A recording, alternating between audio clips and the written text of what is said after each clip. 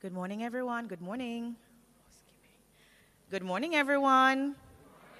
All right, that sounds nice and bright and ready. We are about to start. On behalf of the TIU team, of course, I want to, before we formally begin, just tender apologies for the delayed start. But we thank you for your patience, and we are really and truly ready to start this exciting morning. All right? So.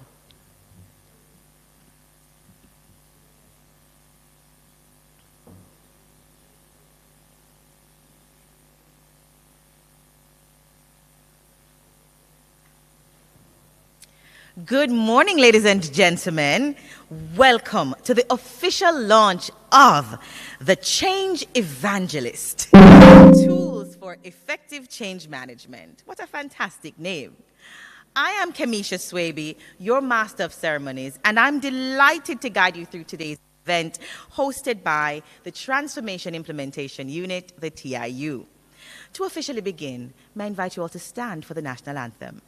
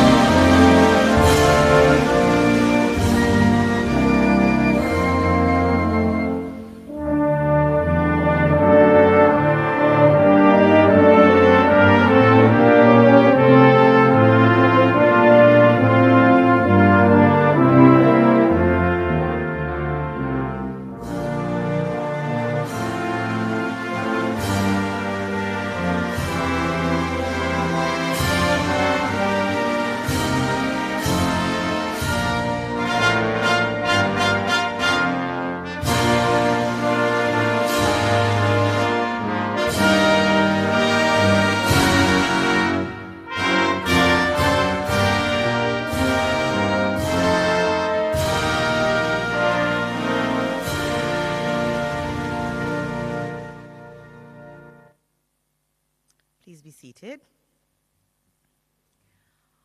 Our national anthem says, "Give us vision, lest we perish." How instructive is that line? Today, we are celebrating that vision. The vision to change, but not just change. It's to change for better. But I share something with you. You know, as Jamaicans, when something changes, suddenly we often say, what happened now?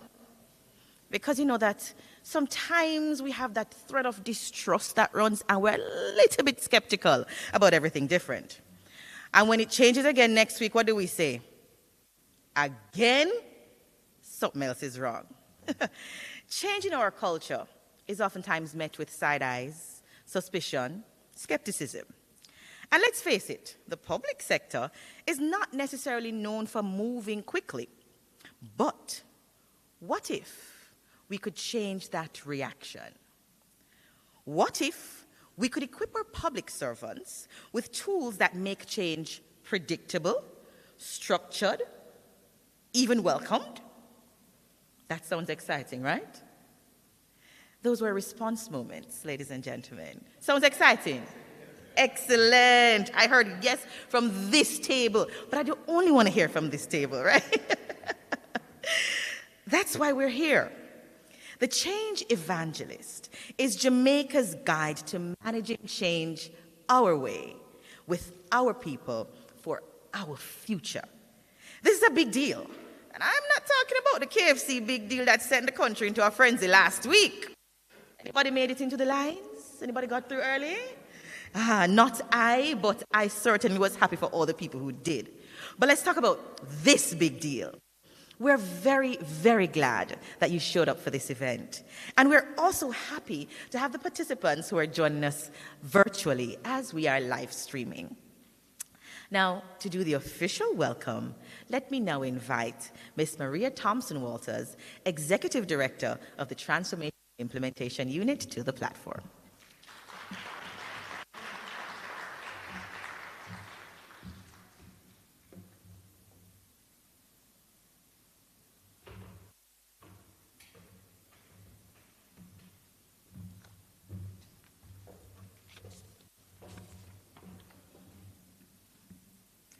Thank you, Kimisha. Good morning, everybody. Change is the law of life, and those who only look to the past or the present are certain to miss the future. John F. Kennedy. Minister Favor Williams, Cabinet Secretary, Mrs. Audrey Sewell, Permanent Secretaries, President and CEO of the VM Group, Mr. Courtney Campbell, Dr. Kevin Brown, President of UTEC, Ambassador Joan Underwood, Managing Director, Underwood Talent Development Services, heads of entities, specially invited guests, ladies and gentlemen. Let me begin with a true story. Not long ago, I was in a certain ministry. I won't say which one it is. And we were waiting for the elevator alongside everybody else. You know, you press the up button because everybody's going up, and we waited. And so you press the down button so that it comes a little faster. And we were still waiting, nothing. And of course, I was dressed in my TIU shirt. There's a gentleman standing beside me, and he laughed. And he said, you know, this elevator is like government reform. Everybody wants to go up, but nobody is sure how it's going. And I laughed too. But there is a truth in that. We at the TIU are committed to changing that truth. Today we gather not just to launch a publication, but to ignite a movement. The Change Evangelist is not merely a handbook. It is the button, the motor, the blueprint, the maintenance plan, and the fuel. It shows us how to move, not as individuals in silos, but as a unified force with purpose and clarity. This digital playbook is a tribute to a visionary. It bears the name of Dr. Marvia Evangelist Roach, whose intellect and passion laid the foundation for Jamaica's public sector change management program. Though we lost her in 2021, her legacy lives on, not just in this resource, but in the culture of transformation that she inspired. We honor her memory today with deep respect and lasting gratitude. And if you indulge me for a moment, coincidentally and purely coincidentally, I just realized this yesterday when I was going over this speech, that Dr. Evangelist Roach came to us from Victoria Mutual, where she did the same role. An amazing, amazing woman. Like many governments worldwide, we face entrenched challenges: bureaucratic efficiencies, fragmented systems, limited resources, and of course, a natural resistance to change. At the same time, though, our citizens are demanding more. The world is moving, and as a consequence of that, we have to move with it. Our citizens want transparency, responsiveness, accountability, agility, a digitally enabled and citizen-focused government. And this cannot be achieved by policy alone. It demands action-focused transformation, change at our very core. Change management is not just a process. It isn't a checklist. It isn't buzzwords on a PowerPoint presentation. It's about shifting hearts and minds, and sometimes a seismic shift is required. It's about how we think, how we lead, how we serve. The Change Evangelist is built on GOJ's 8-step change experience, drawing on John Cotter's model and ProSize ADCAR, but made for our public service. It guides users deliberately through a structured approach, focusing not only on the theory, but more importantly, the how. It gives us tools, templates, and stories, all in one digital playbook. And I don't know about anybody else here, but I've worked on tons of projects. And everybody always says change management is what is important. You have to have change management. And there's lots of theories around change, but guess what? Very little about how you move from theory to action. This playbook helps us in that respect. With the support of Ernst & Young, we have created a playbook for our reality. And of course, they have our sincere thanks. The Evangelist is available to every public officer and entity across government. Lasting change must be embraced, not instructed. And that is why we have, at the TIU, a dedicated change management office.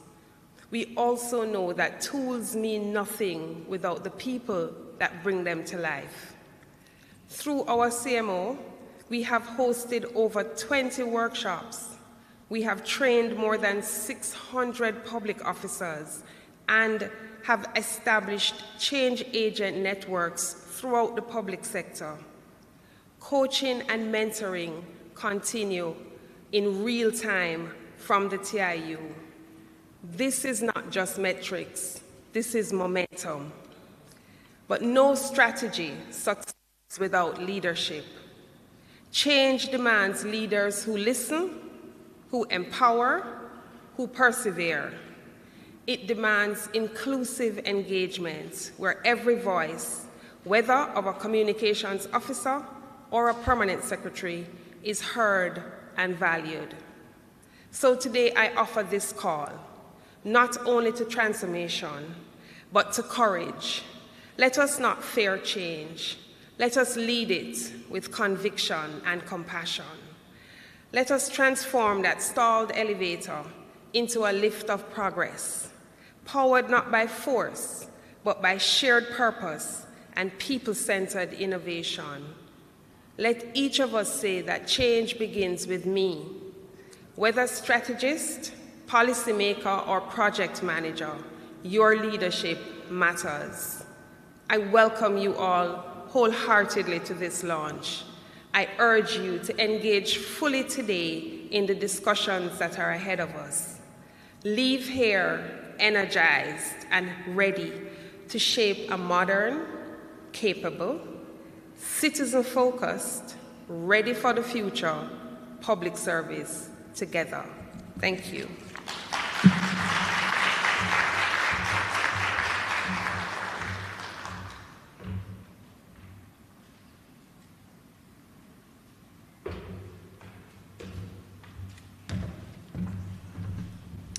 Thank you so much, Maria, for reminding us today that we're not just launching a playbook, but we are igniting a mindset shift.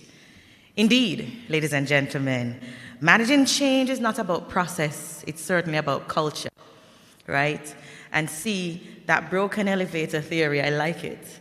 And I like what's powering that sort of change that you're speaking about to bring everybody together. Fantastic.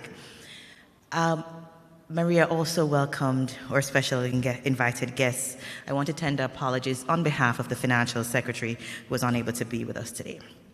So we're pleased to have with us today the Honorable Audrey Sewell, who is the Cabinet Secretary and Head of the Public Service. Despite her busy schedule, she certainly made this event a priority.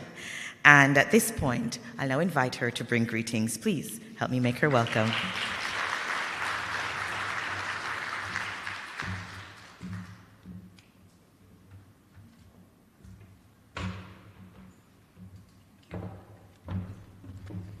Thank you, Madam Master of Ceremonies.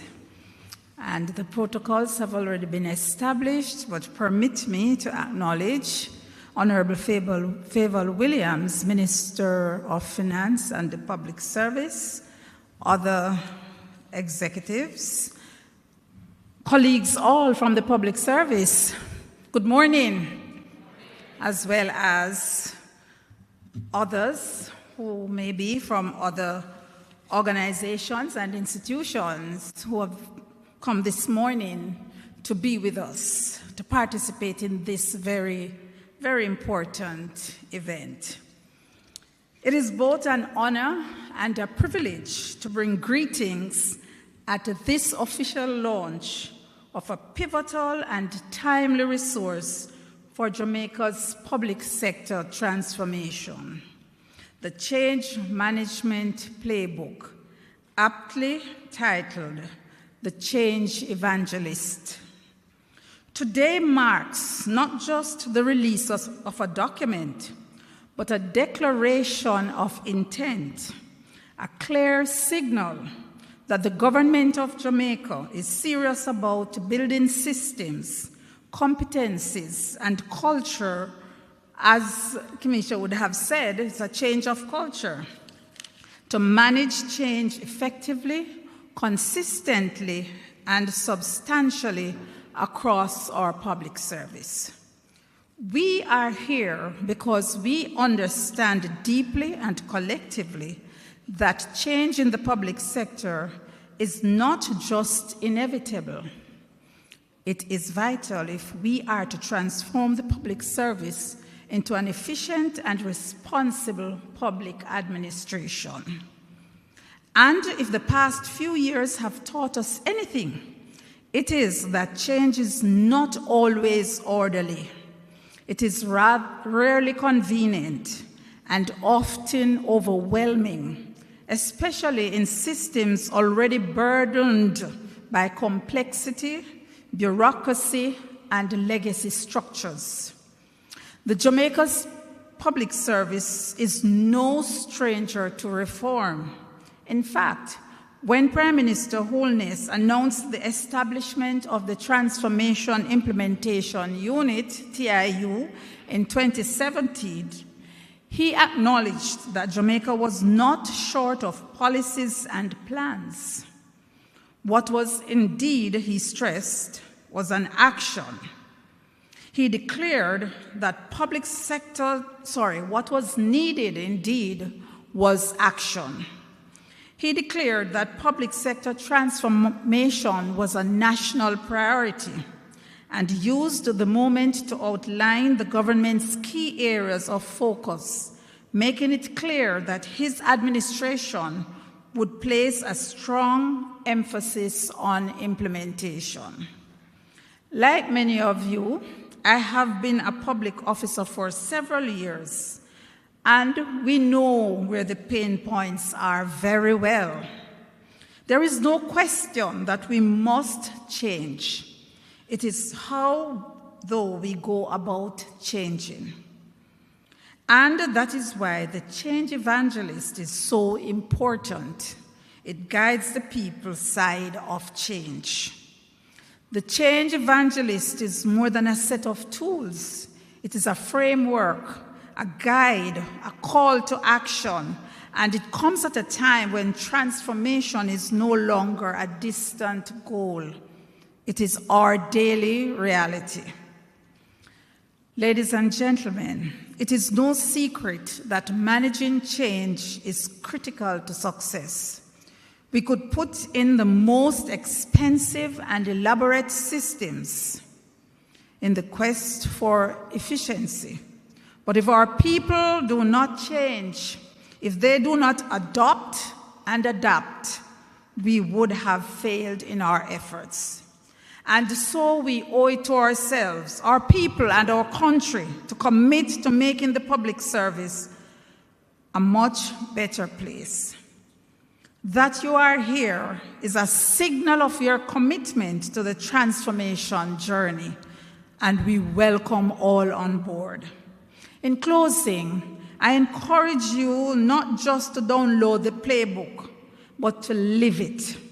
Make it part of how you lead, how you plan, how you communicate, and how you go about your business on a day-to-day basis. Let us become not just managers of change, but champions of change. Let us together be change evangelists. Thank you, and I say congratulations to everyone who made this vision a reality. God bless.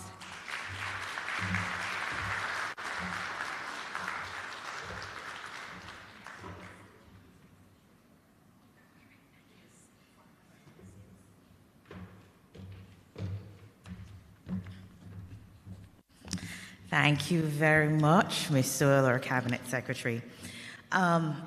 Ambassador Sheila Sealy-Monteith, Permanent Secretary in the Ministry of Foreign Affairs and Foreign Trade, also has sent her apologies this morning.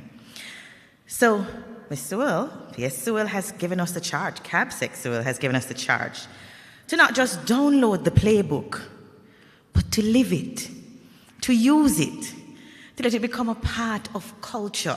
Right? Indeed, what we know is that change is constant. And I tell you, as a mom of 2 small children, this is something I see every day because I don't know how the shoe sizes change so quickly. Right? But change is constant and it's important because I'm sure over the years you are also going to be so proud to see the growth and transformation in the public service. So just a reminder that the playbook is available for download on the TIU's website, and you get a copy along with other resources on a memory stick in your package this morning, right? So I love people are checking to make sure they've gotten theirs. Yes, right? You were not left out. You did not have to join the long line for this big deal. All right, I want to do a quick pulse check before we have our very next important keynote speaker. When you hear the word change at work, because, you know, change means different things to different people. To a new mom, you hear change, they think of diapers. The people over here understand the life I have been living. When you hear change, if you're watching a football match, you think of who is coming off and is this going to be the best player at this time in the match. So let me ask you, when you think of change at work, in the public service, what's your first emotional reaction? Is it excited, a chance to grow? Is it curious, I want to know more? Is it cautious, I'm going to wait and see? Are you overwhelmed, gosh, it's another thing for me to handle? Or are you resistant because change means that there's some risk that you're going to have to consider? I want you to turn your attention to the screens, and you can also scan the QR code that is included in your folder. This will take you directly to this quiz so I can know what you are feeling. Or you can, if you can't find the QR code and that's taking you too long, you can go to menti.com, M-E-N-T-I, menti.com, right? The poll is live on screen, so I'm getting to see the live reactions.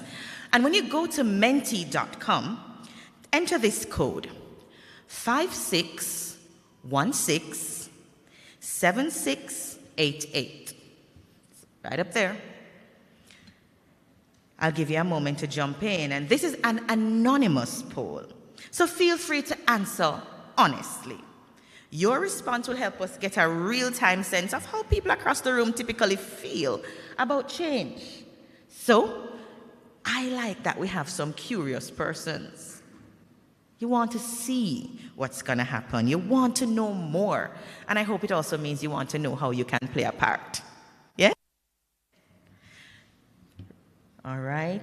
We have responses coming in. This is great. So, 37 persons have responded so far. Cautious, yeah. Some people want to wait and see, yeah. But I hope in the caution, you're saying, I'm still going to participate. Do my little part, you know? Because it can't just happen to you, you know. You have to participate in creating it. Okay, great. We're growing in excitement. Any more excited people want to add their perspectives to the board? But yes, the reality is we will have some people who are a little overwhelmed, perhaps because they've had to be managing a lot over the years. So remember, we're just as interested in anything that you might have that may not seem as positive as we are in your positive comments, because what we want to know is the real deal about how you feel. And look, some persons might also be a little bit resistant to change, and that's for varied reasons. All right, so we see where we're trending. I want to thank you for participating in that quick temperature check. So as you can already see, there is a wide range of emotional responses whenever we start talking about change, and that is perfectly normal. This is exactly why change management is so critical. It helps us to turn that mix of emotions, be it excitement, caution, resistance, into constructive engagement and ultimately project success. You'll hear much more about this in our upcoming panel discussion, and thanks again for being a part of this very quick activity. Ladies and gentlemen, at this time, please help me welcome Minister of Finance and the Public Service, the Honorable Favour Williams, a champion of change, who will deliver our opening address.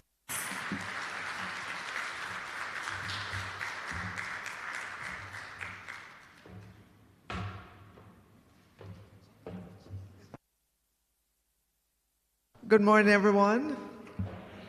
A champion of change. I love that. So let me acknowledge our Cabinet Secretary, all permanent secretaries who are here, Mr. Courtney Campbell from VM Group. I know we also have in the room Dr. Brown from UTEC and other persons from UTEC. Good to see you, Dr. Brown. Let me acknowledge Ambassador Joan Underwood, yes, consultant of a firm that bears her name, heads of entities, or fearless Executive Director of the Transformation Implementation Unit, Maria Thompson-Walters. And I know we have another Courtney here this morning from a new entity within government that looks over the budgets to ensure that they are sustainable, they are good budgets. Thank you, Courtney, for being here. It's part of the change in government, this time a whole new entity. So, drawing on the previous speakers, CABSEC and Maria so far, I am convinced that the case for change has been made and we must now co-create the future. And yes, Maria, I have begun checking out the change management playbook. And it starts with establishing the case for change. So, ladies and gentlemen, what is that future we seek? We seek a Jamaica where citizens will choose Jamaica first to live, work, raise families, and do business. We also want a country that has a vibrant and sustainable economy, society, and environment. High level of human capital development, greater opportunities and access to these opportunities for the population, and a high level of human security.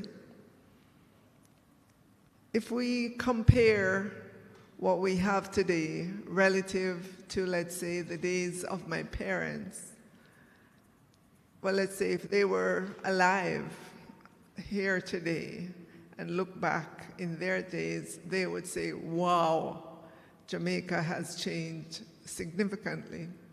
But for us, because we're living it and our expectations are rising every day, it doesn't look as if we are making significant changes. But I'd ask you to pause and think back. Certainly in government, yes, even though we complain, but there have been changes, significant changes within government. And it's going to continue to evolve and the Transformation Implementation Unit is part of that enabling foundation. But achieving the continued change that we want, ladies and gentlemen, will continue to take time and effort, and it will require the energies of all of us every day, day in, day out, doing the things that we do when we need to do it. As you know, the public sector touches every aspect of our lives. And if you can find an aspect that it doesn't touch, let me know. Seriously, think about it. From healthcare and education to infrastructure and social services, it is pivotal in shaping the quality of life for all Jamaicans. However, like many nations, Jamaica faces challenges, some inherited, others emerging. These challenges demand that we reimagine how our public sector operates. Key among these challenges are inefficiency and outdated systems that stymie growth and innovation. And we have been identifying those systems and taking steps. And again, the work is going on. It might not be visible to you yet, but in time, I know that some of these systems will emerge for all of us. So while strides have been made over the years, we must now take decisive and bold steps to modernize, streamline, and reposition the public sector. So transformation is not an option. It is a necessity. Since assuming portfolio responsibility for the public service last year, I have certainly felt the weight of expectations, not just from within the system, but from the Jamaican people. They are asking us to deliver more in a much shorter time, and I can say that they are right to do so. Yes, they are right to put that pressure on us to deliver more and more for them. Phase 1 of the Public Sector Transformation Program laid a solid foundation. We're now in the final stages of approval for the next phase, and I'm excited about what it represents. The new chapter will accelerate digitization to improve accessibility, efficiency, and transparency. It will build capacity within the public service so our officers are equipped for the 21st century challenges. It will drive results by embedding performance, accountability, and citizen experience at the heart of public service delivery. So let me be frank, the next phase will demand more resources, more coordination, and much more change leadership than phase 1. But the scale of the challenge only reinforces the importance of getting it right, and getting it right we must. So that is why the change evangelist is so important. And I can tell you I was coming in here expecting everybody to have a turban on their head.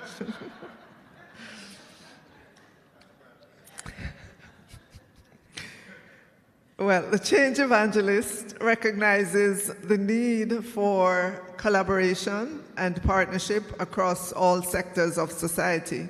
In this regard, stakeholders, who are employees, citizens, businesses, unions, and special interest groups, must remain actively engaged in this process. Their insights and support are invaluable in driving meaningful change. In transforming the Jamaican public sector, it is not merely about fixing what is broken. It is about reimagining what is possible. It is about creating a system that serves its citizens with excellence, empowers its workforce, and stands resilient against the challenges of tomorrow. I know that you believe, and I do too, that all of us we have an opportunity to build a government that is agile, people-focused, and future-ready. A government that reflects the best of who we are and the boldness of who we can become. So I want to implore you this morning, let us embark on this journey with determination and unity, knowing that the dividends of our efforts will be measured in improved lives, stronger communities, and a Jamaica that shines as a beacon of innovation and progress.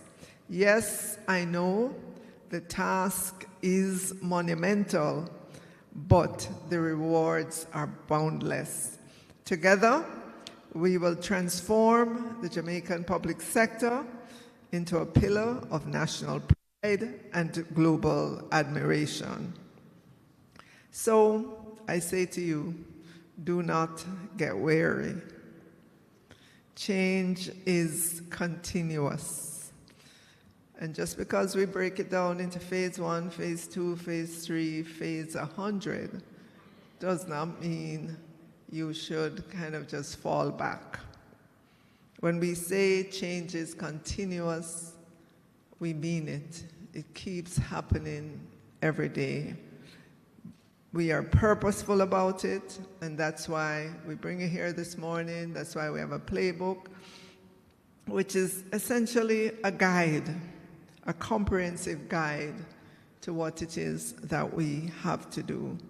And I am really, truly glad to see that transformation keeps happening, because we have a way in government of starting things and then stopping. It just peters out. But here we are in the next phase of transformation.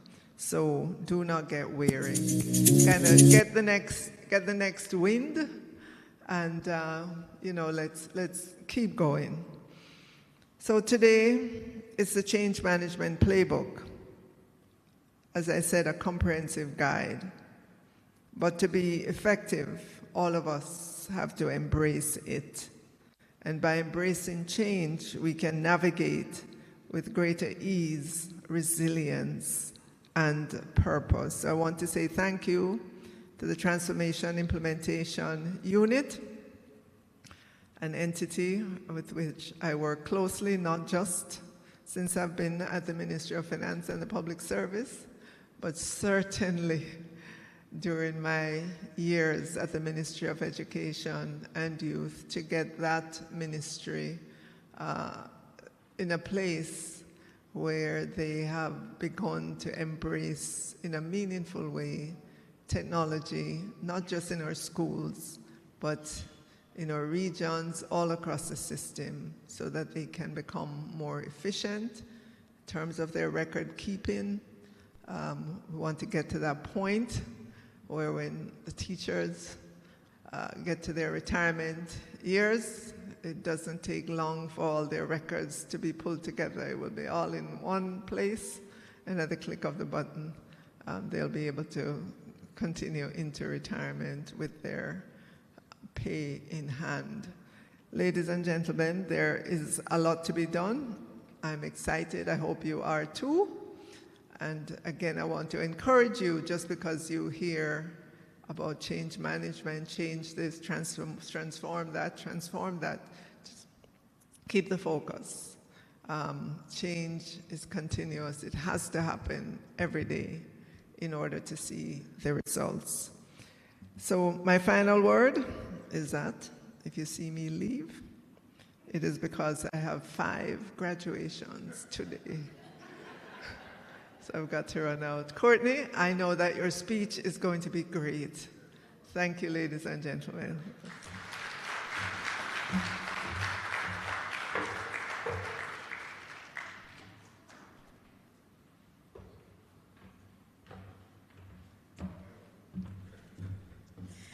Thank you so much, Minister Williams. She spoke about change and the change management playbook as an important tool to empower excellence, engender resilience, and embrace agility. And we can understand, Minister, and we do forgive you for making a change of scene because we know you're going to celebrate with some young people who are embracing some changes themselves going forward. So we get it.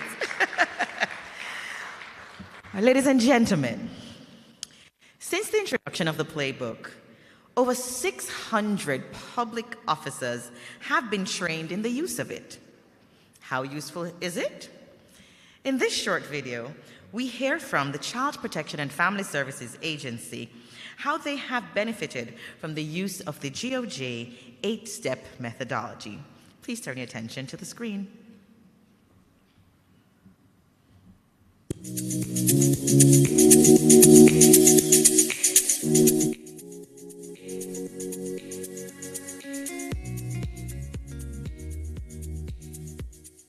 Hello, I'm Carmen Mullins, Regional Director, Southeast Region at the Child Protection and Family Services Agency, CPFSA. So the CPFSA project was about improvement of the organization's ICT infrastructure. This included upgraded internet connectivity and telephone systems, as well as our psychosocial and our behavioral modification initiatives. My role in the transformation project was to lead the change and communication work team that included communication, ICT, and HR team members. The GOJ 8-step to change acts as a roadmap to guide how we manage the people side of the change. It allows us to encourage and engage our staff members throughout the regions and also the parishes. Gaining the buy-in from the regions was initially a challenging one. It was compounded by the flow of limited information. However, we started with the initial stage, the case for change, and employees started asking questions. They were more engaged. They even give insight as to how the implementation process should go. Of all the 8 steps, the case for change was what stood out for me. This explained the rationale of the CPFSA's transformation project. With that in mind, we got the buy-in from the staff members throughout the regions and the parishes. This was what really got the project going. Without a doubt, I think this change methodology can be used throughout the public sector. Change is difficult. However, with this 8-step model, it can make change much smoother. It is often said that government has challenges with project implementation. However, I am confident if this methodology is adopted and utilized effectively, the rate of success will increase. I would like to express my sincere gratitude to the TIU team members for their dedication and commitment to the project. We have seen great improvement in our case management system. It has helped our team members to be more efficient. We are truly grateful for all elements of the project, which has helped us to better serve the nation's children.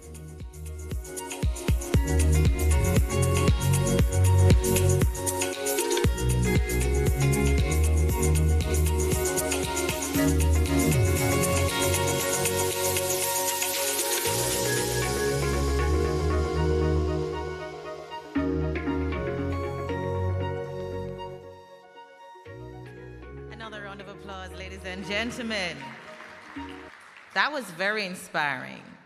And that is the kind of change we want to see. A lived and absolute reminder of the change evangelist that isn't just theory, but a practical tool that's real, that works, is already making a difference, and already available to you. Ladies and gentlemen, it's now my pleasure. Before Minister left, she said when she heard evangelist, she had a thought that she might have come into a more spiritual sort of environment. And I will say TIUT, when I saw it, I said, I like this name, because I'm a girl who grew up in the church myself. And I dare say that our next speaker, some might even call him an evangelist. But he is a visionary leader from the private sector who has successfully transformed a major financial institution. He's also no stranger to public sector transformation, having served on the Public Sector Transformation Oversight Committee, PSTOC. Ladies and gentlemen, please welcome Mr. Courtney Campbell, President and Chief Executive Officer of the VM Group.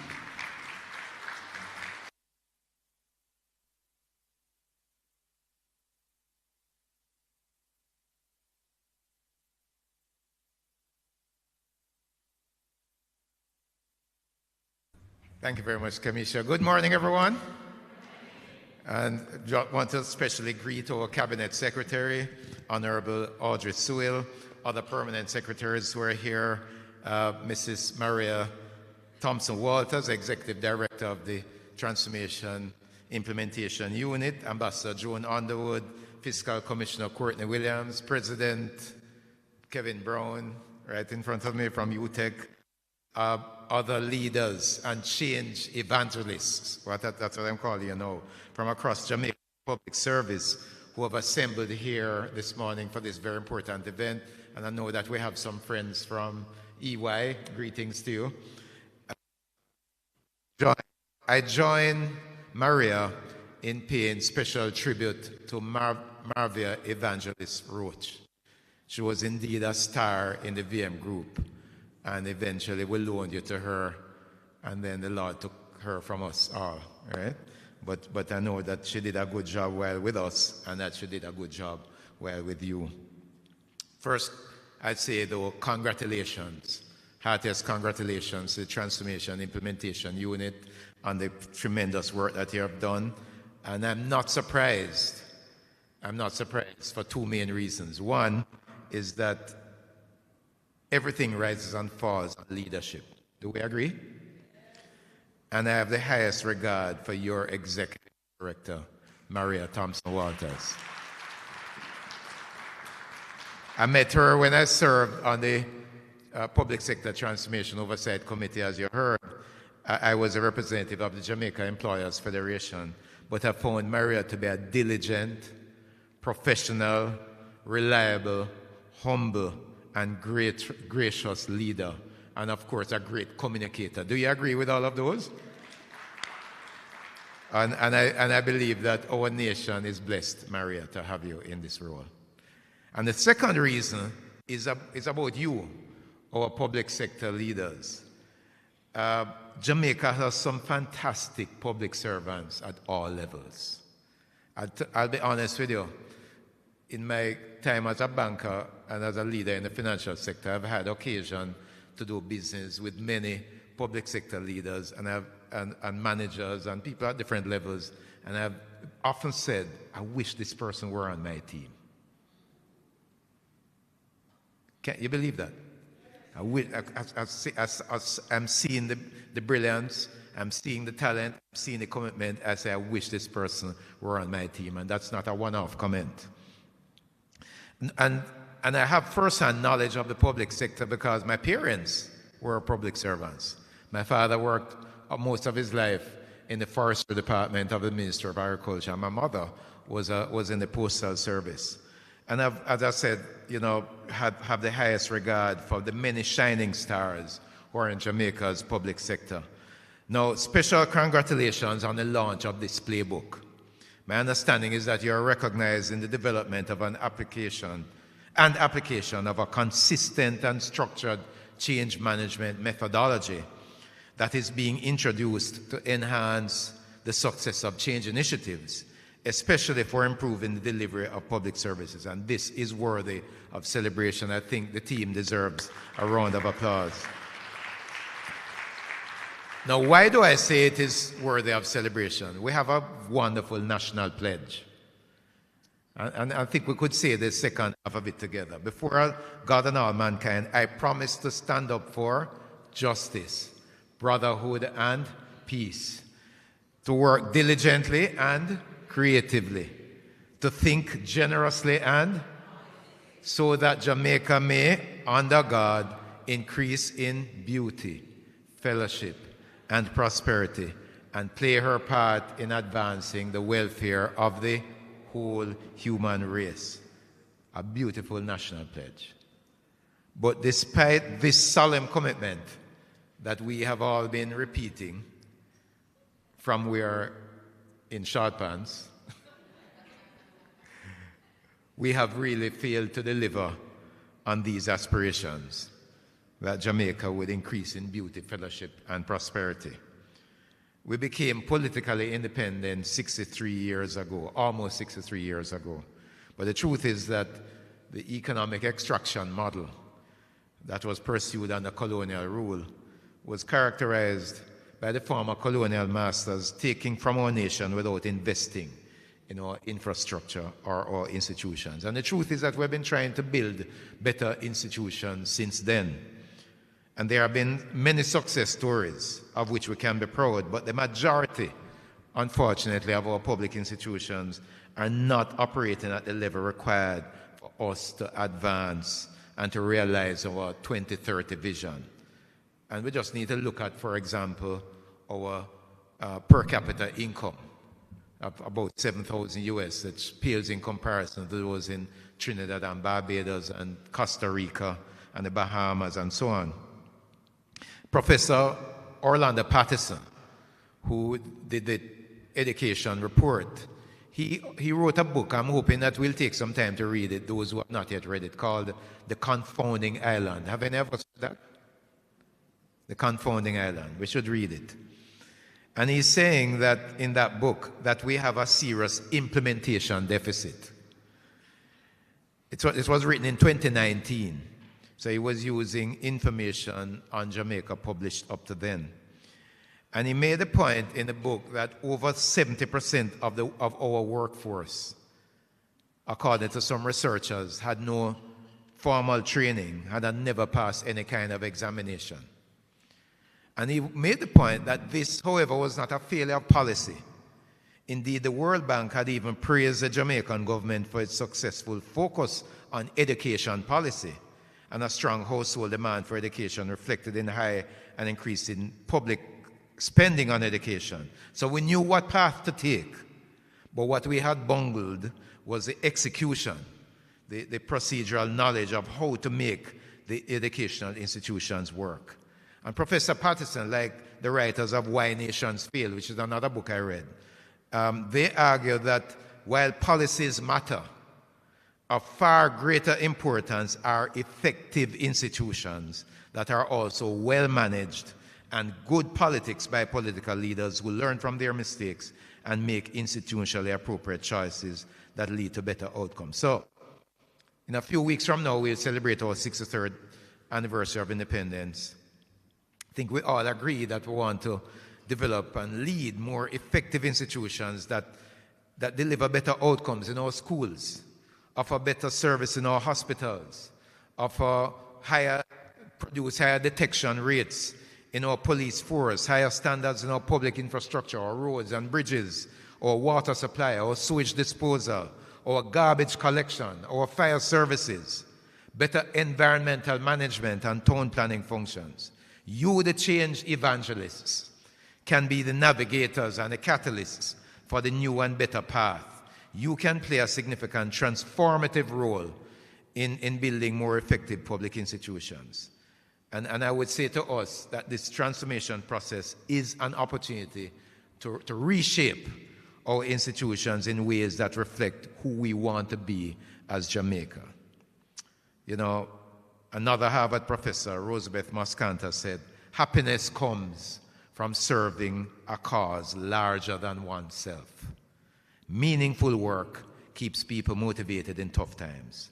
And I would say to you that this transformation of Jamaica's public services to facilitate that hoped for Jamaica of increased beauty, fellowship, and prosperity is one larger cause in which I'm confident that you will find fulfillment and serve to keep your inner flame ignited. And that is why this change management program is so important. And I offer my endorsement of structured change management because we have used it with more than reasonable success in the VM group. So what is our change management model? We use the ADKAR model. ADKAR. Awareness, A for awareness, awareness of the need for change. D, desire, and I think you use it as well, to participate, the desire to participate in and support the change. Knowledge, knowledge of what? Of how to change, right? Ability, the ability to implement the required skills and behaviors, and a reinforcement to sustain the change. And I would say to you that we have implemented 4 major transformation journeys over the last 9 years. And these 4 major transformation journeys have been pursued in challenging times in the financial sector, in the context of some major exogenous shocks. So for example, I remember early on we had the Barbados bond default and restructuring. And lots of Jamaican institutions invested in Barbados instruments. We had COVID-19, which was a once-in-a-century event. And we, in no time, most of our team members were working from home. It's a good thing that 2 years earlier we had approved a remote work policy, and that the IT team were had equipped a lot of laptops and so on with VPN connections so that we could quickly implement that. We had, in that regard, supply chain disruptions and the resulting spike in inflation and interest rates, liquidity tightening, bond price changes and the impact on capital. All these things are individually big issues to navigate, much less all coming at once. And then even more recently now, it continues. This year we have tariff wars, and last year generative AI and robotic process automation. All these are significant changes. And in the midst of that, I would say to you that we have implemented 4 transformation journeys. Not 1, but 4. And we have more to undertake, right? So the first thing that we did was to transform our revenue base. VM will in November this year be 147 years old.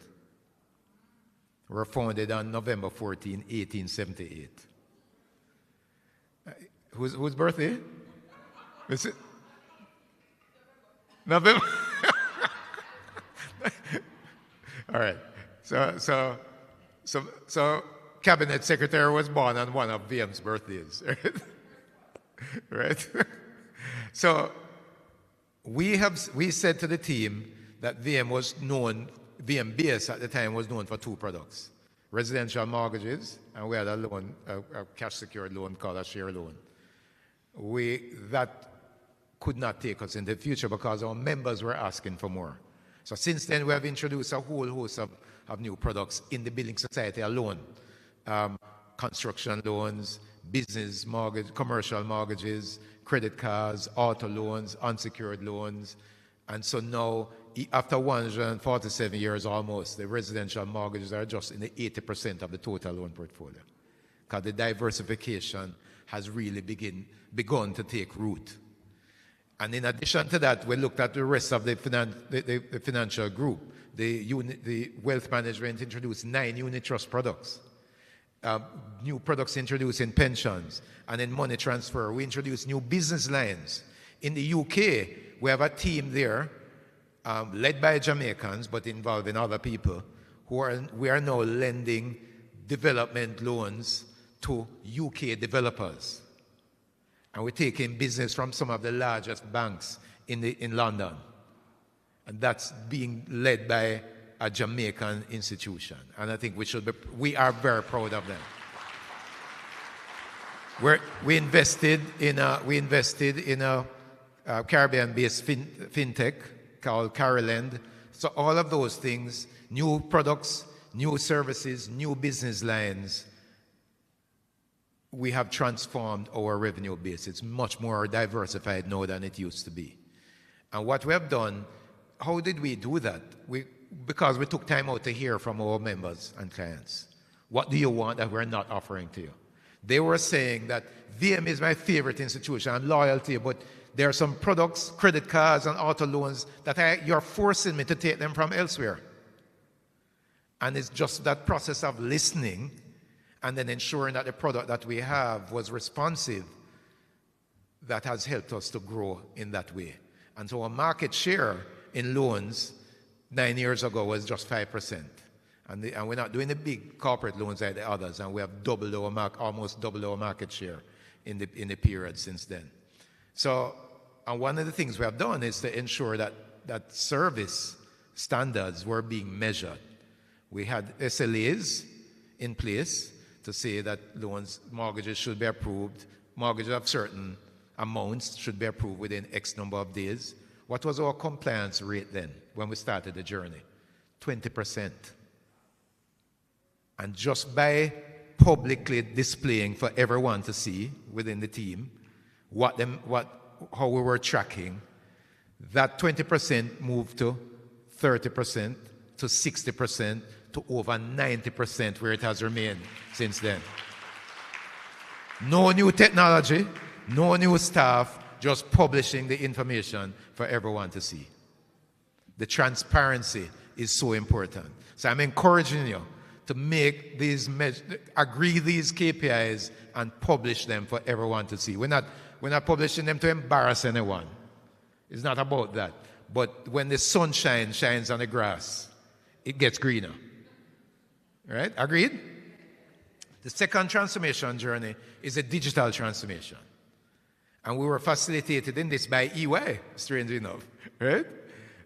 Who helped us to understand, again, what we're hearing from our customers, what our current capabilities are, and then we became very aware of our gaps. And we plotted a path of digital transformation that would have lasted about 4 years. But we agreed the KPIs of how do we know that we're transforming. And since then, we have introduced upgraded online banking, mobile banking, credit cards, online for wealth, online for pensions. I'll give you one statistic. In our money transfer business, from 0 to now 38% of our remittances are coming in via direct to bank. People do not need to line up in a remittance outlet to collect their cash, right? Just because of that digital transformation program and listening to the people. So that's one example of what we have had with our digital transformation. And then the brand transformation. The brand transformation, we wanted to communicate to the public that BM is now much more than a mortgage company. And remember our old logo in which we had the house and the circle. So we removed the circle. And we changed it to this logo that says, we're always transforming. We are the pulse of Jamaica. And we were concerned that some of our older customers, our older members would have resisted. But they loved it even more than the young people, right? Because they love the VM and they want to see VM moving forward. And so that has landed very well. And one big thing we wanted to communicate from that, as I said, is that these other products that we offer in wealth management and pensions and so on were offered by the same VM that you have loved over the years. And so that has landed well for us and has helped those businesses to increase their market share and grow as well. And then the final transformation journey is our organizational structure. And we have needed the support of the Bank of Jamaica for this, because the Banking Services Act requires that we, if you have several regulated financial entities in a group with a deposit-taking institution, they need to establish a financial holding company. And so we have done that. VM Financial Group has been established, and the ultimate parent is the VM Group. We did that in February of 2023, and so we have a non-financial side and a financial group. but we have had to communicate that in clear ways to our team members and to our members and clients. So those transformation journeys have landed well, we believe, and it has helped us to rethink, reawaken the giant and to grow our member base, our active member base from 300,000 to now over 500,000, right?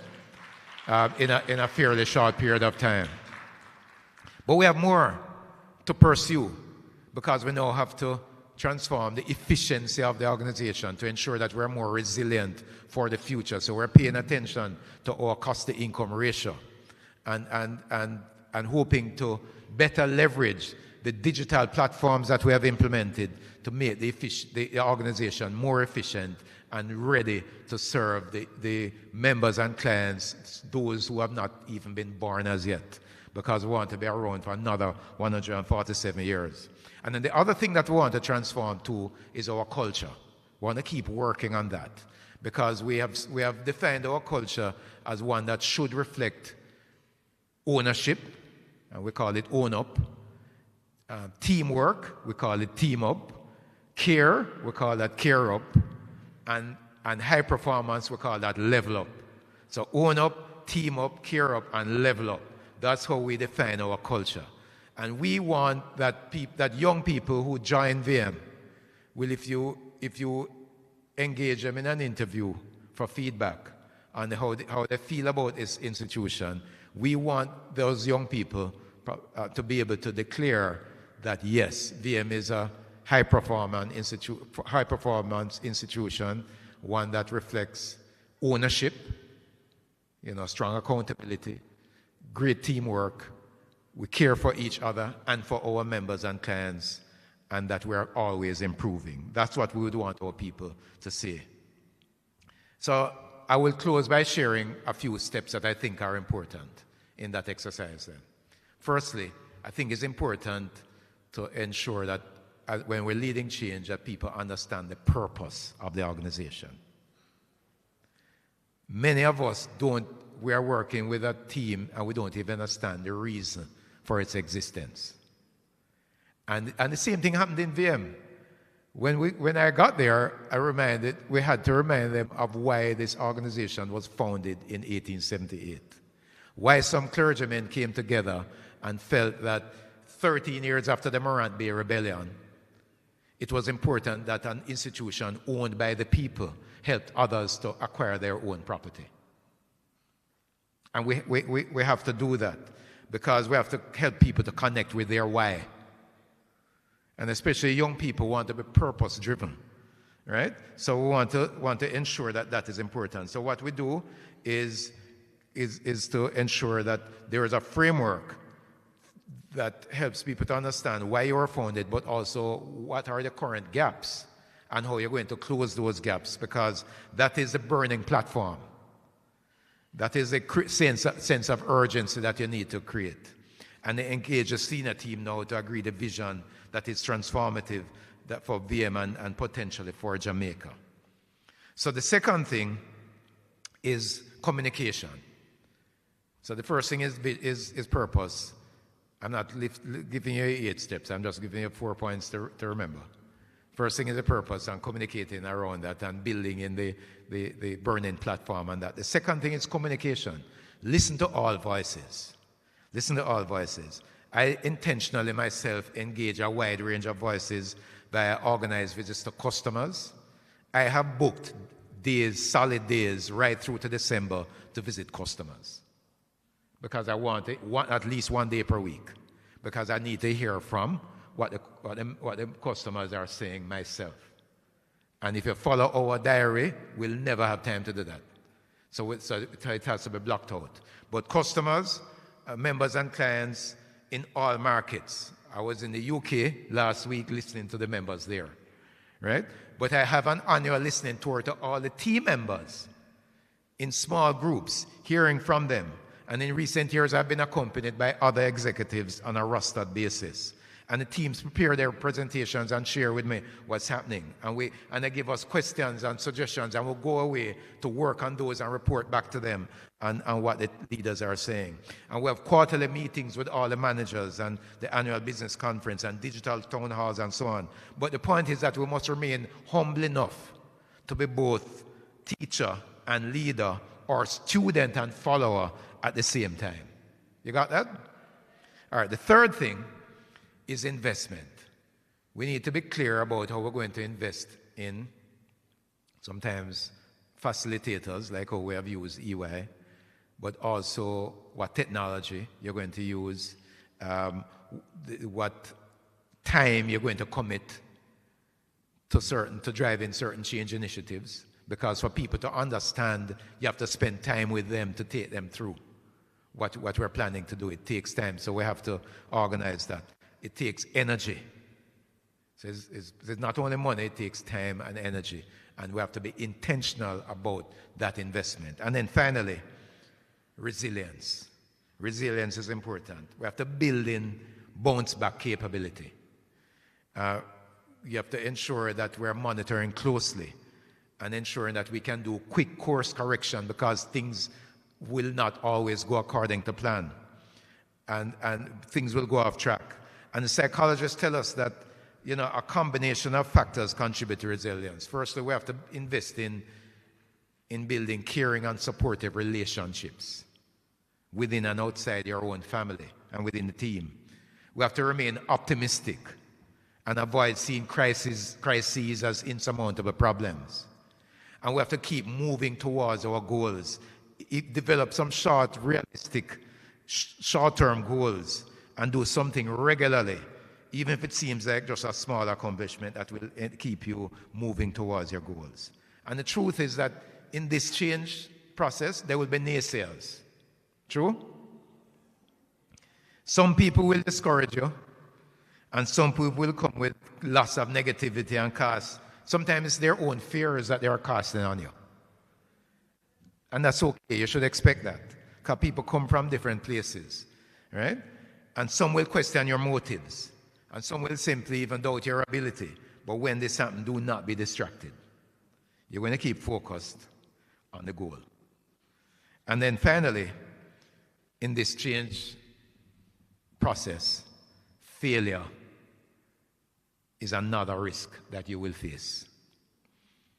Expect failure and overcome it. The most successful persons have experienced more bad luck and failure than the less successful. Do you believe that? Because they have taken more risks. And they have failed more, but they get up again. They don't stall.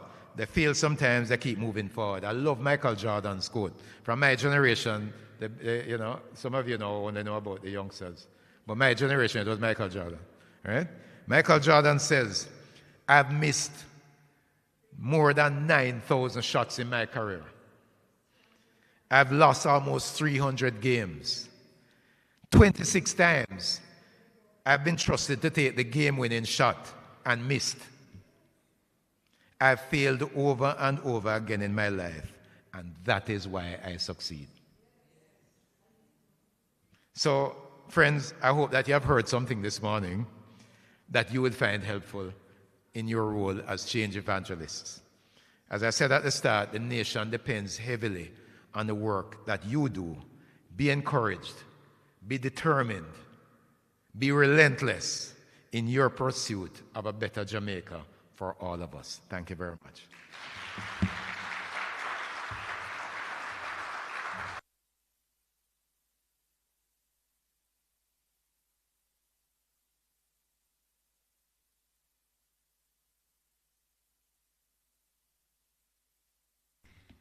Courtney Campbell, ladies and gentlemen.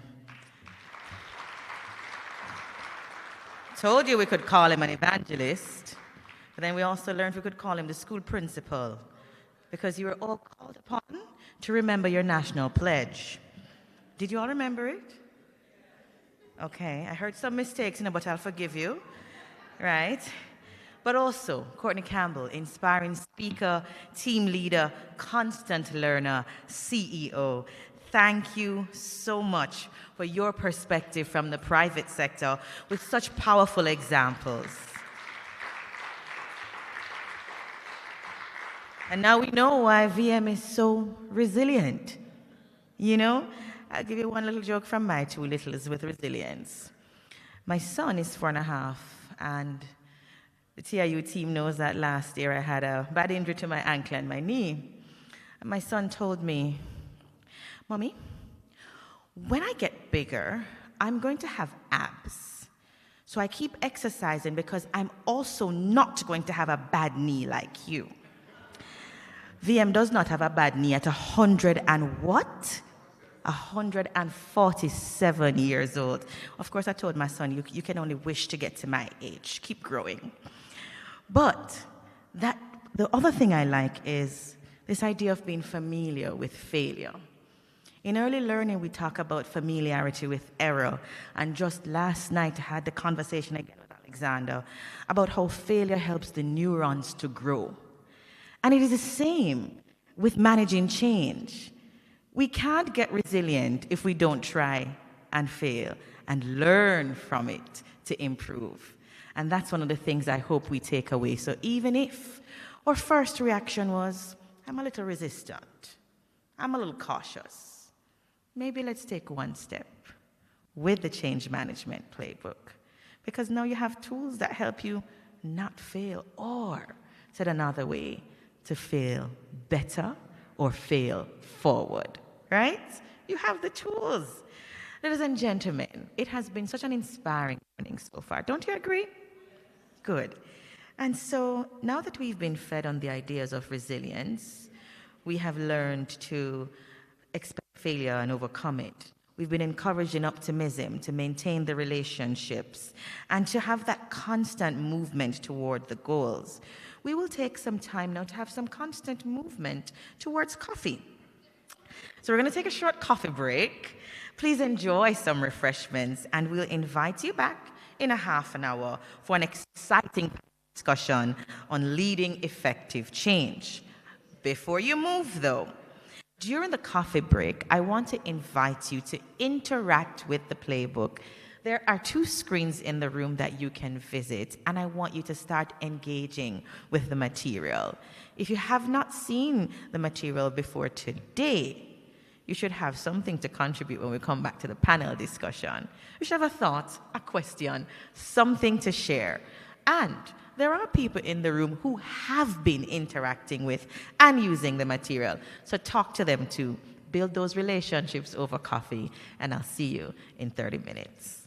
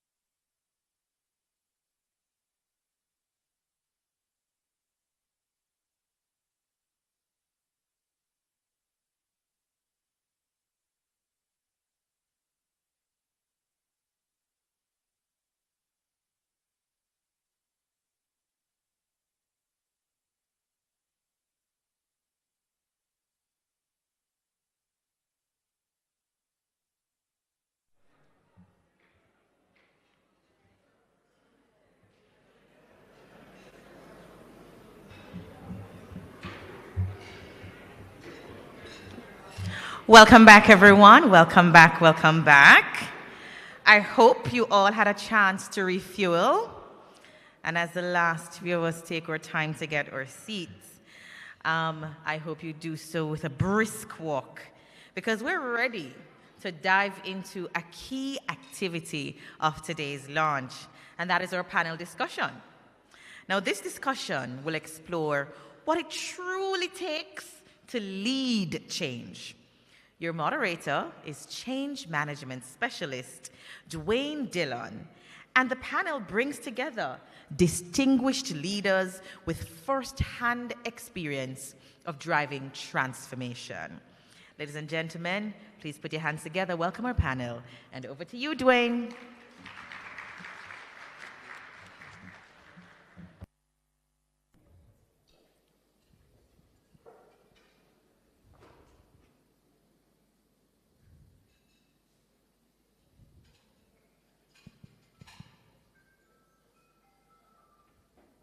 Thank you very much, Master of Ceremonies. Good morning, everyone. Good morning, Good sir. morning. It doesn't sound like we had a little coffee break, right? Let's try again. Good morning, everyone. How are you doing? All right. Much better, much better. I'm Dwayne Dillon, and I'm change specialist, but today I'm the moderator and we're going to be having a lively discussion around, the practicality of this methodology, this toolkit, and how it works for you. So all the questions that you have, make sure we can hear it today, because when you go back to your offices, we want to know that you have a good understanding. And I see a lot of familiar faces, so I know you are very much intrigued and know a lot of these things before. And I also see some persons who were engaged with the monitors. So I'm sure there'll be a lot of questions coming from there. Now, my panelists today is Cherian Joseph, who's team lead for the Change Management Office at the Transformation Implementation Unit. Yes, sir. Thank you. Ambassador Underwood, of course, she's also CEO for Underwood Consulting, right? And of course, we have none other than our guest speaker, who needs no more introduction, but give them a round of applause for me, please. Now we're going to start with some opening remarks, starting with Cherian, that will focus on the methodology. So for those who need a little bit more information, listen keenly. Thank you, Dwayne. Good morning, everyone. As Dwayne said, I'm going to just focus briefly on the methodology. Everybody who has come up here today has spoken about change. And when we did the Menti earlier, you saw that people had a number of reactions to change. Some people were excited. I was one of the excited ones. Some were apprehensive. Some people were curious. And the issue that we're all facing is that fundamentally in the Caribbean and for developing nations, we're standing at a crossroads. We have to choose between growth and stagnation. The environment in which we are operating is moving and changing very rapidly. And it's becoming more and more clear, and I hope it's becoming clear to you who are here also today, that change is not just an option anymore. It's a necessity. We cannot afford not to change. And today we're just going to talk about the methodology which EY and TIU working together have created as the guide and the pathway for transformation in the public sector. Peter Drucker said a long time ago that culture eats strategy for breakfast. Anybody knows that quote? Yes. Mm-hmm. And it is critically important to understand what he meant was that people could come up with all sorts of wonderful policies and systems and strategies and all the rest of it, but the organization and how the organization operates will ensure that if the organization decides that the strategy is not going to be implemented, it's not going to be implemented. Because the cultures and the way the organization operates and does things supersedes anything else and any choices that the organization makes. Now, many organizations engage in transformation efforts. I'm from Trinidad and Tobago. Trinidad has gone through a number of transformation initiatives. Jamaica has gone through a number of transformation initiatives. And what is becoming increasingly clear, and what has become paramount and clear to the government of Jamaica, is that change management and transformation demands a formal methodology. You can't just say, well, let's change, and it happens. It doesn't happen like that. And while every change journey is different, a lot of change initiatives, a lot of projects that are implemented are not successful because once the project moves beyond conceptualization, as it were, people don't know what to do. And the government of Jamaica, in its wisdom, and it is singular in the Caribbean for this, has recognized that the strategy is not the only thing that's necessary for success, and that it's important that there is a formal methodology in place to say, how do you get from strategy to embedded transformation within the organization? And this is the origin of the GOJ 8-step methodology. The methodology is purposeful, it's transparent, it's insightful, it's personalized, and it emphasizes collaboration amongst all of the agencies as well as the members of the agency. And what are the 8 steps? You start with why change, and Ms. Mullings mentioned it in her presentation on CPFSA, and she said why change was exciting, because you need to fundamentally understand why you're changing. You need to the second step is to understand the needs of the organization. Okay, we know why we want to change now. What are the needs? We need to understand the nature of the change. We need to co-create the future, working collaboratively, utilizing extensive communication amongst members of the agencies. You want to ensure that it's aligned so everybody knows where we're going. Everybody knows we're together where we're going. The organization has to be prepared. You have to build capacity in the organization. And then, of course, and Mr. Campbell calls it resilience. We call it sustaining the change. Because a lot of times when you don't have a formal way and a formal pathway for change, you do engage in change, things do transform, and then you get stuck there for 10, 15, 20 years. So you need to sustain the change, and you need to embed the change management methodology and an appreciation for change and a welcoming of change in the organization as we move forward. So you need to start with why, then you need to go with what. But the how and the methodology for implementing that is critically important. And one of the things I want to mention briefly before I close is that don't underestimate the power of storytelling.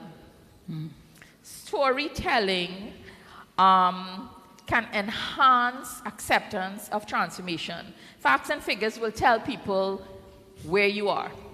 They can inform, but stories can inspire.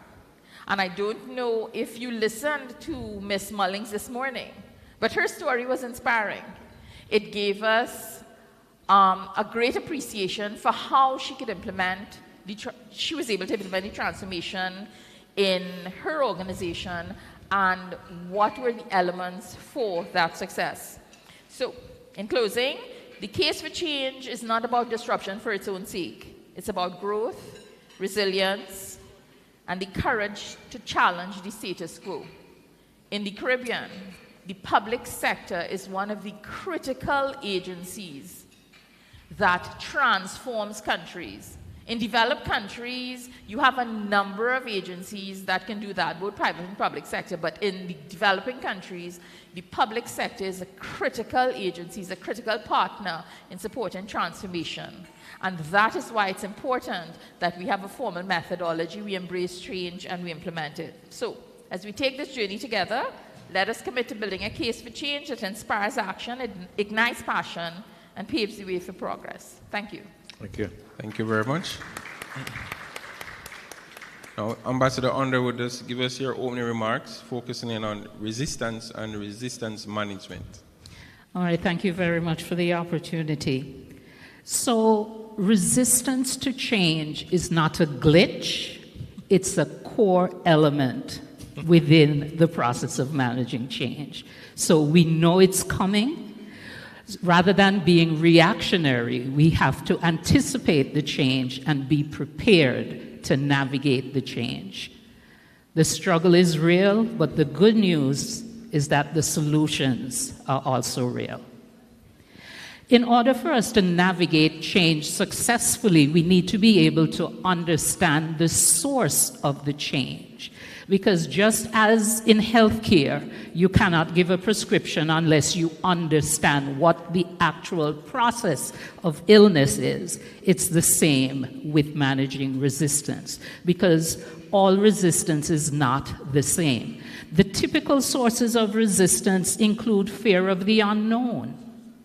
We also have change fatigue that can stimulate some resistance. There may be fear of the loss of power or autonomy as a result of the change. So, for example, if I've been a public servant for, decades, and I've established that I'm the go-to person within this system, and now you're going to change the system, so that can be a source of resistance. Past negative experiences, especially when we have not acknowledged that the change didn't go as planned. So it begins with listening to understand what is causing the resistance. There's a temptation to try and hold the resistors at bay, to marginalize them, to silence them. And that's a mistake. Rather, we need to invite the dissenters in and to listen attentively, because we can then respond to what we are hearing. And I'll share with you an example from the Barbados context. The government was introducing a new national identification card called the Trident card. This was to replace the mandatory card which had been in place from 1969. However, it was marketed, it was publicized as a digital ID, and the conspiracy theorists went to work. Government was going to track you. They were going to be able to lock you out from your money. And because it was mandatory, the law requires every national to have an ID card. So it was a big uproar. Now, the government could have ignored the resistance, but rather they invited except for the really out there conspiracy theorists, invited the others in and then made adjustments based on the concerns that were expressed. So, for example, rather than making the digital component mandatory, that became optional. So if you're afraid that the government was going to be tracking your every move, you could opt out of that feature. And based on listening to the objections and the resistance, the government was able to make adjustments, and the implementation was then able to proceed. So some strategies, I've just outlined one in terms of the importance of listening actively, taking the feedback on board. It's also important to realize that it cannot be a one-size-fits-all approach. We've heard repeatedly this morning about the importance of communication. I can guarantee you one thing you won't have people say as you lead them through a major change initiative is that you communicated too much. So no matter how much you think you're communicating, communicate some more. The other thing is that it's important to focus on the content of the message as well as the messenger. For organizations to successfully go through change, the individuals within the organization have to go through change. So organizations don't change without the individuals changing. And that change begins with, we heard it this morning, with a change in mindset. And we don't all come to the table with the same mindset. And so the message has to be tailored and informed by comprehensive stakeholder analysis so that you understand where your stakeholders are, what are their attitudes towards the proposed change, what are their specific concerns, and that then will inform the content of your messaging. But the messenger is also important because certain messages are best received from certain individuals. And what the research done by ProSci has shown is that when it comes to the big picture messages, people prefer to get those messages from the head. So we would have, for example, Courtney giving the big picture messages in terms of how is this going to affect the organization writ large. But when it comes to messages about how this change is going to affect me, the research has shown that people prefer to get those messages from their line managers because those are the ones who interact with them on a more regular basis, who understand what they do within the organization. So in terms of messaging to help counteract resistance, those close messages should come from the persons who are closest to the individuals who are experiencing the concern, the resistance, the fear. And, there's so much we can talk about in terms of resistance. I've already been cautioned that I'm likely to get several questions, but I look forward to having a fulsome conversation with you and my colleagues here as we move forward. Thank you. Thank you. Thank you. Thank you. and finally, Sir Campbell to talk to us about adapting and adopting to change. Yeah, thank you very much, and great to be on this panel with you. I think, first of all, the whole matter of agility is important because speed is a competitive advantage, right? And the world isn't going to wait on us. Jack Welch said, if the pace of change outside the organization is greater than the rate of change internally, the end is near. You got that? Yeah. Pace of change on the outside greater than the pace of change on the inside, the end is near. So we have to ensure that we're keeping on track with the external changes. We have to monitor those clearly. How do we do that? Continuous environmental scanning, listening to your stakeholders, being intentional in how you hear from the people you serve, the customers you serve, the regulators, if you are regulated, from your team members, because they are also in touch with external customers. But all your stakeholders need to have a voice, and that voice needs to be respected. Sometimes I won't say things in the way that you'd like to hear, but you have to respect that voice. And we do surveys. A lot of organizations do customer service surveys and put them on the shelf.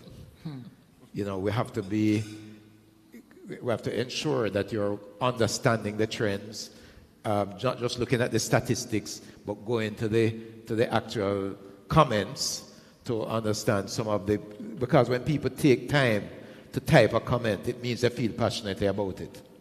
So you want to be paying attention to that. The second thing then is, so the first point is listening and listening to all the stakeholders. The second thing is to have a robust process to assimilate that feedback because it's coming from all over. And how do you put it all together in a way that makes sense for people to be able to develop action plans from those insights? And then you want to put yourself in a position to track the progress of the responses. If it's a new product that they've asked for, who will develop that product? If it's a service change, who will take responsibility for that? And where in the organization is that to be tracked? All of those details are important, or else it's very easy, because so many things are happening, very easy for good things to slip through the cracks. So we have to be very intentional in ensuring that we have full coverage for all of these major items of feedback. The other thing you want to do is to ensure that the teams are equipped by a structure and training to respond. So most big problems can't be solved by one team member, or by one unit in the organization. It's important to establish cross-functional teams. In fact, up to yesterday, I was speaking to my executive team on retreat and say, you know what we need now? Partnerships. Just as you have law firms and architectural firms, engineering firms, with everybody having joint and several liability, joint and several responsibility. That's what I want to see in the organization, that we have partnerships to solve particular problems. And by the partnership, I mean these cross-functional teams. We, here many years ago, introduced agile methodology. I'm sure you're familiar with it. We're all trained on it. Some of the agile projects have gone well. Some haven't gone so well. They're far from agile as far as I'm concerned. But that's the nature of the thing. You know, we have to then learn why haven't those gone well, and we then seek to have that continuous improvement. Because at the end of the day, we know that we will have failures, or things not going as well as we want to. We have to learn very quickly from those, fix the gaps, and then improve. So that's how the organization will have a continuous improvement process. The graph upwards is not a straight line like that. It's like this, right? In ours, a failure or a problem, a gap, a quick recovery, and start to climb again. Another gap, quick recovery, you start to climb again. So it's not a straight line. Mm-hmm. And we should expect those gaps as we go along. And the final thing I would say is that we'd want to embed risk management in everything we do. In a business plan, in a product launch, in a change, in an organizational change. Do the work of identifying the risks to which this process will be exposed, and work through the mitigants with the team, so that, you know, as you monitor the implementation, you actually have a response to some of those risks as they emerge, and many of them will emerge. And actually, what I've found is that the better prepared you are for the potential risk exposures, is sometimes less likely that they'll emerge, because you have kind of put the mitigants in place already. Yeah? So. Thank you very much. Good. All right, so, Chair, and whet your appetite as it relates to the GOJ 8 steps, and a lot of focus on the why, you know, why change, and that case for change. Ambassador spoke a lot about, you know, the managing the resistance and why resistance, and a lot of it has to do with the communication. You can't communicate too much, you know, communicate. And Sir Campbell, you know, he really gave you insights as to the external environment and how things are changing, and if the pace of what is happening externally is faster than what's inside, and he told you the rest. Right? So that's very telling. And of course, the importance of teams. You know, change is done by a team, not a one-person job. And so, you know, you all have to come together, and throughout that, you try to manage the process using a risk management approach. Now, we have many organizations across the GOJ here, and it's one thing I know is that every single one of you are going through some form of change. True or false? Wow. I guess nobody can talk about change fatigue anymore, right? Right? So we want to hear from you, and, you know, what are your burning questions, what are some of your issues, and how you think those can be resolved. We have an esteemed panel here who can, you know, help to guide and assist. So let us hear from you, you know, within your own organization. You know, one of the things we always say to persons is that even this change management approach, it is something that can be done in your personal life. It is very applicable to your personal life. So let us hear from you. I think we have roving mic, so we have a question right over here. Okay. Hello, everyone. Kevin Brown, UTech. Well, let me just first of all thank the TIU for this event. It's been amazing so far. We're going through a lot of change at UTech, but my question is, transformation doesn't come for free. And so I don't know if anyone has any advice on how to transform an organization when money is tight. That's a very good one, thank you. Which one of my panelists would like to take that on? You're Ambassador? Huh? No, I think, let me take the first stab at that. Because money is tight everywhere. I think, first of all, we have to agree the burning platform. The case for change, right? Why can't we live in this room anymore, right? And so all of us need to agree on that. I think if the leadership team comes together and are united in that case for change, then the question is, what is a change? What is a new UTech or the new dispensation that we want? The resources will probably determine the pace and the scope of the change, right? So, and how things are prioritized. Because even in VM, we have a project management office that has limited bandwidth. And we would want to implement 20 projects or over a period of a year, because those are in high demand from our customers and from our staff. But, we get the sobering reminder from the project management team that our capacity, we can only do X projects per year if we're going to do them properly. Right? And then, and so you have that resource, and then you have the whole matter of the capital expenditure that we place a cap on as well. So as a result, then we decide to prioritize. So we have the same team coming together to agree a prioritization matrix. How we're going to score these projects, impact on customer, impact on the cost-to-income ratio, that's important. Regulatory issues, if the BOJ wants it, then it gets to the top, right? Right? But, so we have some criteria to determine the prioritization, and people vote on it. And then we all decide to live with that priority order. As a result, unfortunately, some projects keep falling down to number 8 or 9 every year. And the project owners grow frustrated. They keep having to put it back every year. When we do it, eventually one day they will move up a little. But I'm just telling you that there's a downside to that. But that's what you have to do. You have to make choices. And no is an important word, and not no is another important phrase that we have to get comfortable with. Yeah? I just want to add, and I'm referring to the methodology, of course.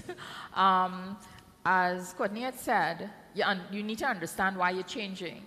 And when you're building the case for change, you need to have a coalition of persons who can be your executive, who can be the change makers in your organization, that themselves understand why the change needs to happen in the context of what would happen to the organization if the change does not happen. Because this is critical to understand. Yes, there may be multiple priorities. Yes, there are finite resources. All funds are not going to be able to do everything. But the governing coalition needs to understand from the coalition for change that if the change does not happen, A, B, C will happen, and it will cost D, E, F. So it's critical to get the coalition for change. And when you understand why you're changing, you have to link it to the needs of your organization. What are the needs for the organization? How are you going to grow? Which direction are you going to grow? What's going to happen to the organization if it does not grow?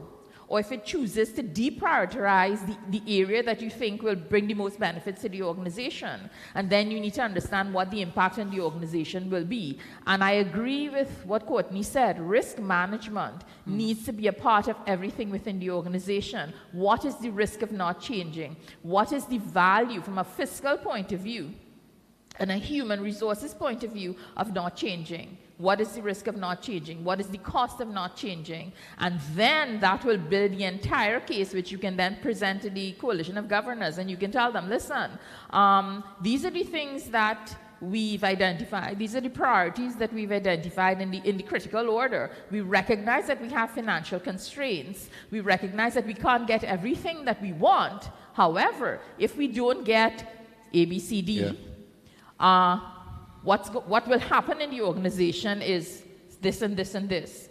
And it will cost the organization this amount of money. It might cost the organization people, because people will say, well, listen, I'm here for this project, and it's never implementing. Every year we get deprioritized, I'm gone. So you're losing resources in terms of people, you're losing commitment and excellence, and you're building the dreaded change fatigue when things keep not happening, as it were. I'd just like to build and to reinforce what we've heard from my two colleagues on the panel here. And the transparency that we heard about from Courtney this morning comes into play again, because we have finite resources. That's a reality. However, the process for prioritizing interventions need to be very transparent, so that if a project is not making the pass, that people can see objectively why that is. And it's important for us to be clear in articulating the difference between a nice to have and a need to have. That's right. And in assessing the objective criteria that I'm referencing, I think it's important for us to look at both the nature of the change as well as the readiness to engage in the change. And it's by bringing those two assessments together, we can then see the feasibility of proceeding with a given change at a given point in time. Very well. Thank you very much. Question right there. Oh, my ED. Oh, yes. I'm happy to say that I don't know everything. So, what happens when the case for change changes? So you've built this program on this case that we have to do these things now. And you start, and you've stabilized. And everybody's like, okay, so, 2 years ago, we were going to fall off a cliff. Today, we're about 10 steps away from the cliff. So we're okay now, we can relax a little. So the case that you built has changed. What happens at that point? Okay, well, I suppose the start for that has to be building the organization. While you're building and you're engaging in transformation, you need to also be building resilience and agility in the organization, so that the organization is able to pivot and to transform and to change direction when the external environment changes. I'm sure everybody knows PESTLE, P-E-S-T-L-E, political, economic, social, technological, legal, environmental. And increasingly, right now, we're looking at media, informatics, and demographics. Right? So it's now PESTLE mid. And organizations that become somewhat stagnant cannot pivot as easily and as quickly as organizations where you build that resilience into the organization. So you need to be having the same conversations that we've been talking about repeatedly. You're constantly having conversations about what's happening in the external environment and the impact it's likely to have within the organization or the project that will need the organization to pivot. So you're building resilience in the organization to pivot. You're having continuous communications about what's happening internal to the organization, external to the organization. And you're communicating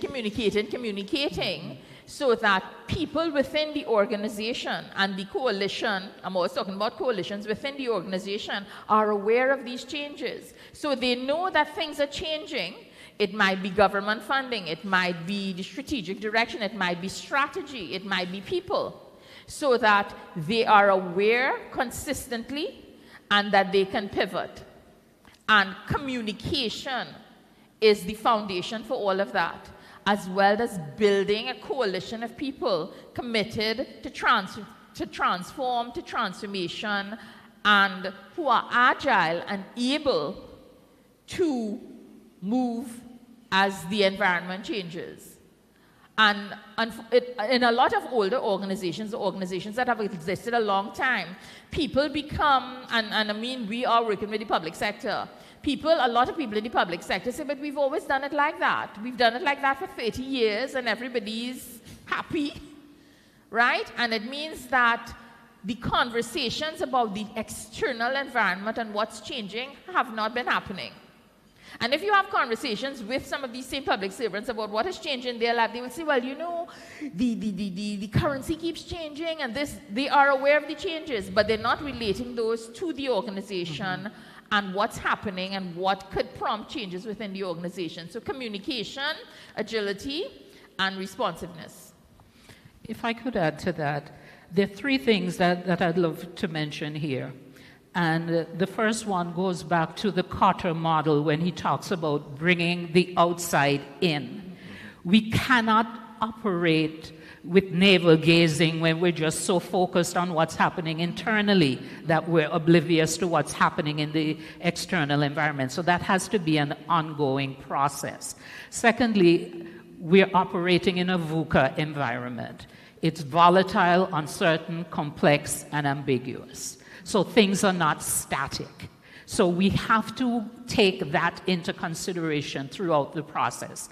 And then coming back to the risk register that Courtney would have mentioned earlier, that's a living, breathing document that needs to be constantly updated. So you need to be constantly monitoring and evaluating both your internal environment and your external environment, and updating your risk register so that you don't get caught flat-footed, but that you're agile and you're resistant. I've always had a visceral, response to the Lewin's model of change, where they tell you about it's frozen, so you unfreeze, change, and refreeze. Yeah. I'm like, that's madness. You can't freeze because things are happening too quickly. Right? So being agile, being resilient, I think is a more practical and effective approach to leading change. Yeah, I just said ditto, and just to add one Turkish proverb. Turkish proverb says, no matter how far you have gone down the wrong road, turn back. Thank you for that.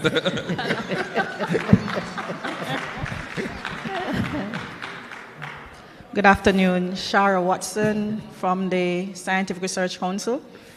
Many of us here might be heads of agencies that we went into and inherited a leadership team, because of course we're not doing it alone, we can't do it alone. What would be your advice to us as now helm of these organizations that might have been around for many decades, and you're coming in and now smelling whatever fragrance that they are now immune to, and recognizing the need for change, and you have a leadership team who is in a system, in a culture that has served them very well, and might not smell the same fragrance you're smelling, or recognize the same need for change. What would be your advice to us leaders to galvanize that team around that need, that why? Because that is where most of us have the biggest challenge. We cannot have the change on our own. We need that core leadership team that is in more direct contact with the rest of the team. What are the tools, what are the advice, what are the experiences you have had to help get that that force, that critical mass to lead that change with you? Thank you. You want to take that? Somebody else go first. Ambassador? All right, so I'll take a first go at this because it could fall under the resistance banner. Right. And so, you know that station WIIFM? What's in it for me? Right? And remember, I mentioned that one of the sources of resistance was fear of the unknown, fear of loss of power and autonomy. And so in making the case for change with those who have been in the system and have a vested interest in the perpetuation of the status quo, we still need to be able to answer the what's in it for me. And that might be not just what could happen positively, but what are the consequences of not changing? And we got a quotation from Courtney afterwards, because if you're not changing, but everything around you is changing, then that's the way to become obsolete, to become unalive as an organization. So addressing in a very direct way what they stand to gain from engaging in the change is something that's important to have. And at the same time, it's important to bring empathy to the table, because in terms of the emotional response to change, the research has shown that we respond to change the same way, that it's the same emotions as in the grieving cycle. So you may have the shock and the frustration and the denial and the anger and the bargaining, all of that before we get to acceptance. So it's important to acknowledge that there are real emotions tied up in these persons may have given, their life and several productive years towards creating this. So it's important to approach it with empathy. I was involved in a major transformation initiative which included a rebranding, renaming of a particular government agency in Barbados. And I remember we were having a forum where members of staff from all levels were present, and a youngster got up and said, let's have a funeral for the name of the old department. And there was some excitement involved, but I also saw the pain in the faces of people who had given their productive lives to create, and now you're going to just bury us and we're sitting here, you're planning our funeral. So bringing some empathy to the table is really important, where we take the time to understand what the concerns, the reservations are, and then from that position of understanding, look to move forward. I want to add to that I have come into organizations where I am the newcomer. I've also been in organizations where I've been the youngest. I'm not the youngest anymore, but I used to be the youngest. Right? And one of the things that I learned over the course of my career is you need to subordinate yourself. When you come into an organization and you're new, you need to subordinate yourself. You don't come in on day one and talk about how bad the organization is or how it needs to change and all the rest of it. You need to subordinate yourself, and you need to talk to all the individuals on your team and get where they are coming from.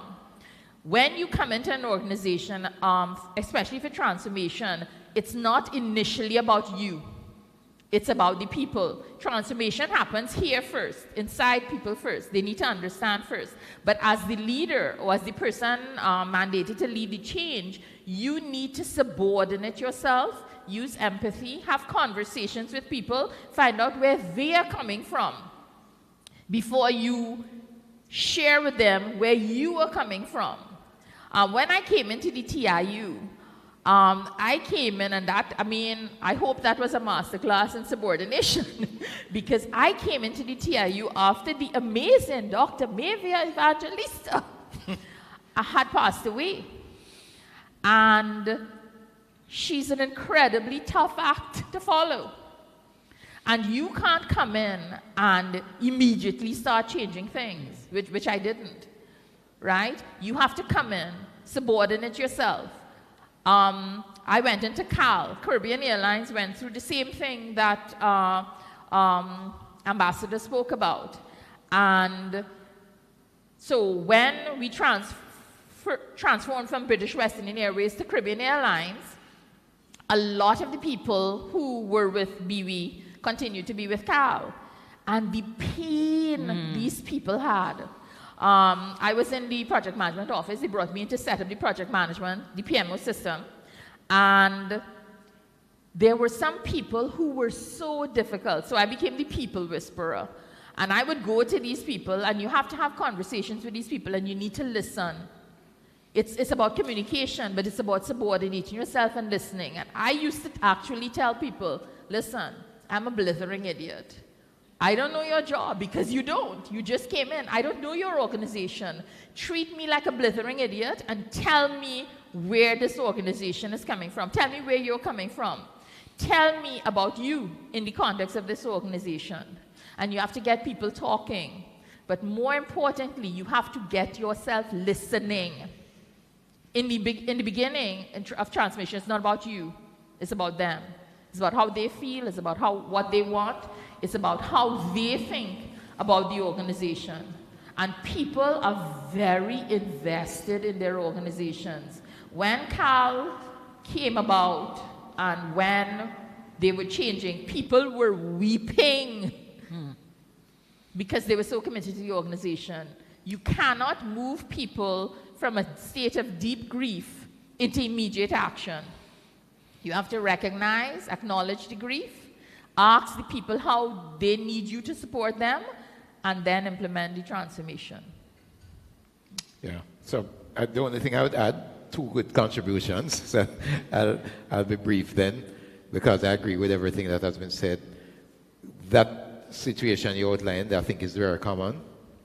And sometimes among those are situations in which some of the people you will now lead were also contenders for your role.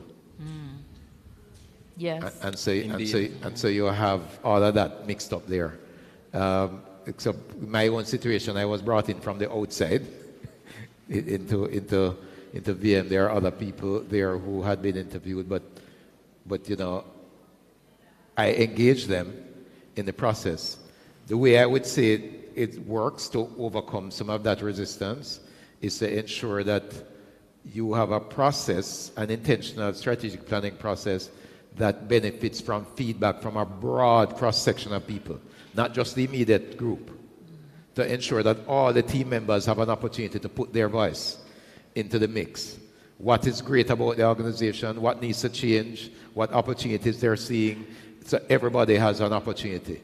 You're going to find that when that broader set of voices, when that feedback is brought to the table, then it tends to break down the resistance, because now it's a wider group that we're hearing from. So that's the first thing I would say. Engage the wider team, and then use those same people now, that immediate circle, along with a few new faces from among the team, people who didn't have any power before, that you're going to use the opportunity to elevate, because one of your jobs is to find some new stars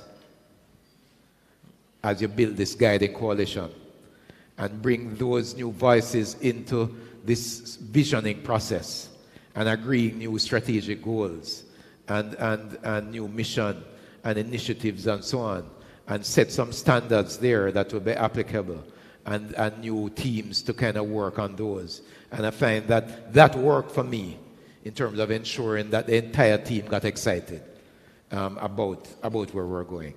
Yeah? Okay. Thank you very much. Mr. Jones. Thank you, moderator. Good afternoon, all. I'm Wayne Jones from the Ministry of Finance and the Public Service. Of course, our focus is on the public sector, and we have a peculiar reality where we have the political administrative dilemma, some would say. So my question is really seeking some insight into how do we seek to insulate the derailment of a change process from that dilemma of politics and administration. I'm the least qualified to answer that. Let me start with Chair. Yes. But I'll attempt an answer after the two. I think, Yeah. I think the fact of the matter is we cannot isolate the organization from the political changes that will take place. This is the reality of life. Yeah. Things change. It might be 4 years. It might be 5 years. Fundamental transformation is continuous. So again, I go back to what I said earlier. It's not so much the freaking out when the change happens. It's building the ability of the organization to pivot when changes in policy takes place. New governments have their own priorities. They have their own policies. They have their own strategic directions, right? And we, as leaders in the public sector, need to work with our organizations so that they can become agile and adaptive and aware of what's happening on the outside of the organization. Because it's not like when a political party comes into power, it's not like they haven't been saying the same thing all the time they've been out there, eh? It's just that we've not been paying attention. If you look at the state if you look at the United States of Israel now, Where? the United States of America, oops, yes. If you look at the United States right now, Trump, the current President Trump, has been telegraphing very clearly for years what he's been planning to do. So that no public servant should now say, my goodness, I never knew. They're aware. So as leaders of the organization, what you have to do is to build agility within the organization and the ability in the organization to pivot and to change. And the ability of the organization at the executive level, at the middle management level, at all levels, to say, hey, from the same pestle mid I was talking about earlier, the external environment, this is happening in the external environment. What would happen if, when Shell, I don't know if you are aware of the concept of scenario planning. When the first time we had major issues and disruption in oil, Shell was one of the companies that succeeded. And the reason that they were able to pivot, as it were, is because they did something that later became scenario planning. So a group of the executive got together and they were like, well, if this happens, what will we do, boy? So they had these conversations throughout the organization. So when one of the changes actually happened, they were able to say, we talked about this, we could do A, B, C, and D, right? So you have to build agility into the organization. You have to have, again, we keep coming back to conversations and communication. You have to communicate about what's happening in the external environment. You have to bring awareness of the external environment into the organization so the organization can pivot. And you also need to let people get a clue that change is happening, change is continuous, and different political parties have different priorities. And the public servants who serve the public need to consistently recognize that different political parties have different orientations. And we need to ensure that our staff, our people, are aware of those orientations and what could happen. Also, we all need to have our elevator speech ready. Because when a new minister comes into the organization and the new minister is about to pivot, your role is to embrace the new vision in the context of the transformation you're already engaging in. Your role is to say, so you start with, absolutely, that's a brilliant idea. And you know how we could do this? And integrate the transformation you're already going through into fulfilling the vision of the new person. So that way, you're not completely canceling all the transformation efforts that you will have engaged in before, but you're adapting them in an agile manner to support the new vision. Yeah. So my thought is very similar in terms of insulating. To be honest with you, as just a member of the public,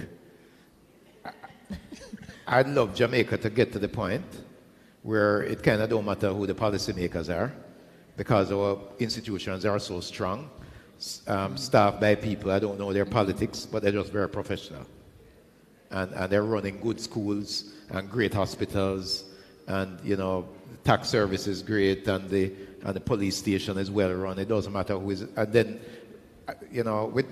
I'll go and vote, but that really doesn't materially change our lives, right?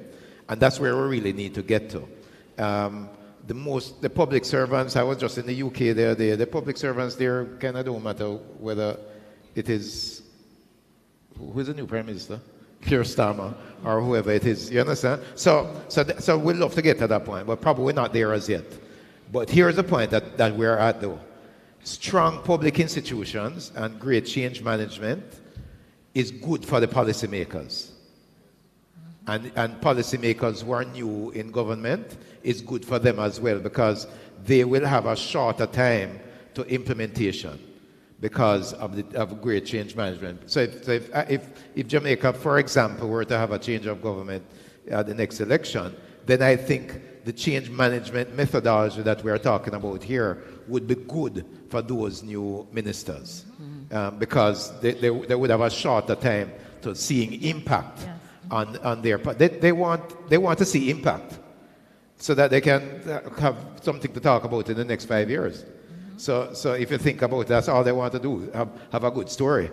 So the third point I would make is that I think the best way to insulate yourself as a public servant is to focus on the customer. The people, the stakeholders who are to be served. If they are served well, if you have a good mechanism for hearing from them, for sharing updates with them, for improving service delivery, that is the best insulation, I think. Just speaking as a member of the public. Yeah. Several years ago, I was the regional project manager for the Caribbean Leadership Project, funded by the Canadian government, and we provided leadership development programming for senior civil servants. And there came a point in time where one of the members said to me, "Joan, why don't you have a module leading from under the bus?" And of course, the chuckle went through the room, and they said, because the politicians always throwing us under the bus, so we might as well stay under there and lead from there. So here's the thing. Beginning with the end in mind is extremely important. And so the change initiatives coming back with the purpose and the compelling why. Our change initiative should be in alignment with our national development agenda. Different political parties may have different ideas about how to execute, how to implement on that national development agenda. However, by being aware of what the priorities are as articulated by the different parties, you can position yourself to be an advocate, yes, to make a compelling case for pursuing the initiatives. But self-awareness is the beginning of wisdom, and it's important for us as leaders within the public service to be honest with ourselves and to engage in introspection. Right? Because what is political interference versus what is a new political directorate exercising its mandate? And sometimes we blur the lines and we categorize things as one when it's actually something else. True. I had a permanent secretary report to me, again under the Caribbean Leadership Project, that she had disciplined a member of staff, and she was sharing the story with me, thinking that I would be supportive of what she had done. Here's what she had done. It was coming up to general elections in her country, and she saw a member of staff with the opposition manifesto on her desk. And she disciplined the individual And I said to her, do you realize that that opposition manifesto could have become the agenda based on the results of the general elections? So she should be reading it to see what it is that this government in waiting has as its agenda. Now, in the Canadian system, they formalize this because the Canadian Public Service, they actually review the manifestos of the major parties to see what, and they prepare a document based on if, in fact, this is the new administration, this is likely to be what our action agenda would be. Yeah, I really want to support that, because at the end of the day, if we respect our democracy, then the people's voice, you know, has to be respected, and therefore the change management methodology really has to be engaged to facilitate implementation of that policy, of those policies. Indeed, indeed. We have another question from the audience. Yes, good day. So my question is on culture, and I want to know, well, culture. Okay, so culture is hinged on a number of things, including leadership. So how can we keep top management on the ball where leadership is concerned? You know, sometimes the own up and the care up, as Mr. Campbell shared earlier, can get overtaken by the demands of operations, and the activities may deemed more immediate, more critical. So how do we keep them, you know, we get them to keep certain philosophies on leadership at the fore, so that as we transform processes and systems, culture transformation doesn't get left behind? And I have a follow-up question on that, but I'll allow you to answer that first one. All right, let me share. I'll go first this time. So we do a couple of things that I've found some work better than others. There are some aspects of the culture, we have to keep promoting it, number one. It can't be just something on a screensaver, right? But at the beginning of some key meetings, we have a culture moment where we give recognition to someone who has been displaying the culture. Probably that person may not even, maybe in the meeting, probably they're not even in the meeting. But I'm recognizing Ambassador Underwood for displaying Team Up, because I saw her doing this last week, and I believe that that's really good evidence of Team Up. Right? And so that promotion of what Ambassador Underwood did will then encourage others to do more of that. And it will encourage her to do that as well. But the other thing that I found really works well is we have something called focused feedback. Focused feedback is one-on-one. So I will get together with either of my panelists here and ask them for feedback. Please give me some feedback on how I've been doing with respect to X, level up. And she will then say that we have it in affirmative to say, this is where you're doing this well, and this is where you could improve, or you could do this better. We have those two sections. So they're affirm, right? So we do that. And because many people are not seeking the feedback as frequently as we should, I try to do that at the end of some of my executive meetings, where I then say to the team, all right, guys, pair up, and I will pair them up, right? That's why I'm forcing it, to then say, you guys now go off and give 5 minutes of feedback to each other, and that's how we get that done. So those are some of the practices, the disciplines that you have to build in to it's just like if you're a Christian, you have to have daily Bible reading and daily prayer and so on, and go to church regularly. So there are some disciplines that you have to practice if you're going to ensure that the culture is embedded. I want to add to that. One of the things I've noticed in organizations in the context of culture and cultural transformation is that organizations are not honest about the truth about their culture. Cultural transformation starts with recognizing and acknowledging what is. Change starts with acknowledging and recognizing what is. What is the culture? Cultural and understanding the culture of an organization starts with identifying the behaviors that are rewarded in the organization, the behaviors that are reinforced, the practices that are applauded, and recognize what the culture in the organization really is. Yeah.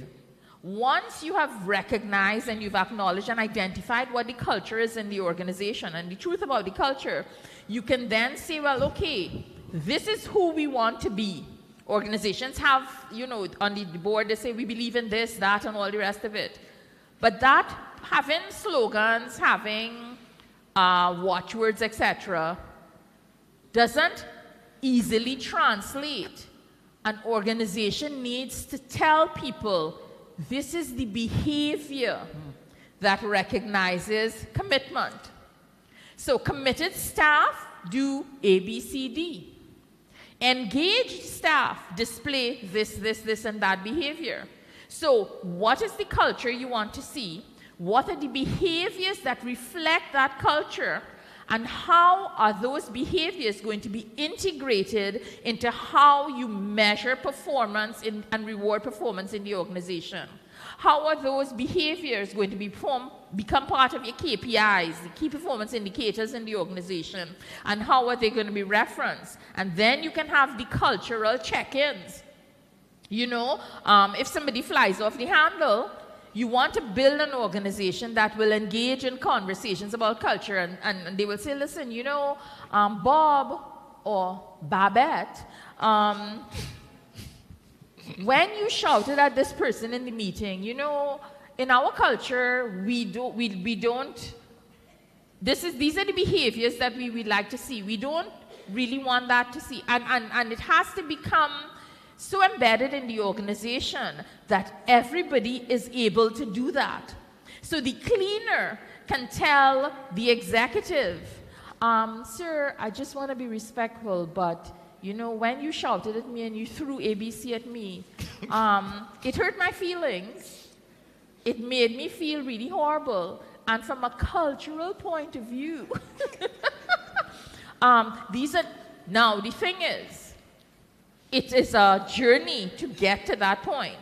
And it has a journey that has to be characterized with openness, honesty, transparency, and trust.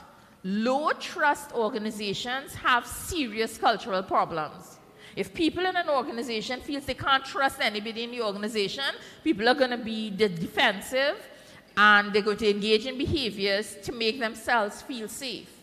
So when you've identified the culture you want, you've identified the behaviors you want to see, you have to do a pulse check on the trust levels in the organization. So that, and then you have to build trust. And how do you build trust? By transparency, by honesty, by empathy, and by truth, and by subordinating yourself as a leader. And one thing I would add to that is to have an accountability framework to reinforce it. Absolutely. Right? Because that point that you made there in terms of people being able to give feedback and feel safe in doing so. Yes. And it's not, you know, 100% endorsed. It's not just about the core values or the labels, but what is the behavior that aligns with this. So there's no room for, you know, misinterpretation.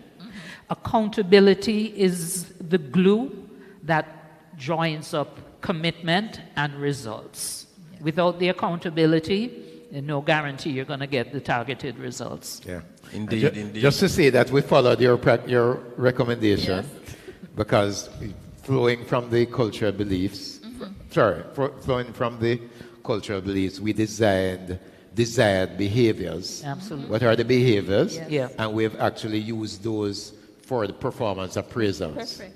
So we looked at what are desired appraisals for team members below the managerial level, what are the desired behaviors for managers and senior managers and so on, in keeping with those cultural beliefs. And those have found their way into the performance appraisal process. Absolutely. So I'm proud to say that we followed your process. Well done.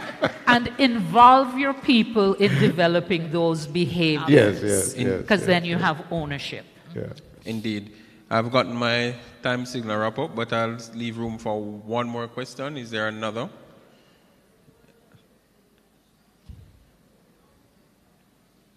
Person hungry. She had a follow-up. People ready for lunch. Well, my follow-up question was basically answered. It was a new question based on what Mr. Campbell said about the appraisal system. I was just checking to see what system it was, whether it is a 360-degree framework by chance. Yeah, what we did is something akin to 360, not full, but so we used the person was rated on her desired behaviors by the immediate supervisor, by some peers, and by the supervisor one level above. So there is the supervisor of your immediate supervisor. So those are the persons who participated in that process. Yeah. Okay, thanks so much. Good. All right. So we've come to the end of this session. We really hope that it was helpful. I know there are many more questions out there.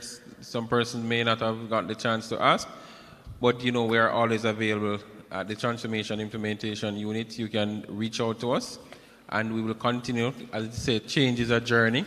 We want to thank our panelists, and you know the responses were really spot on, and I can see the reaction from the audience.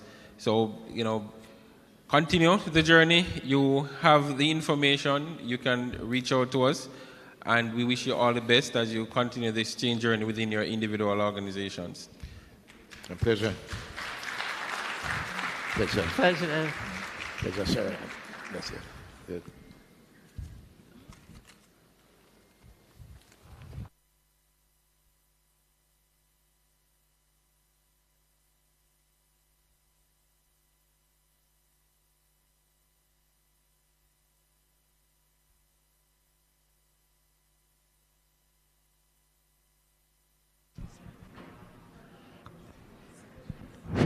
Thank you very much.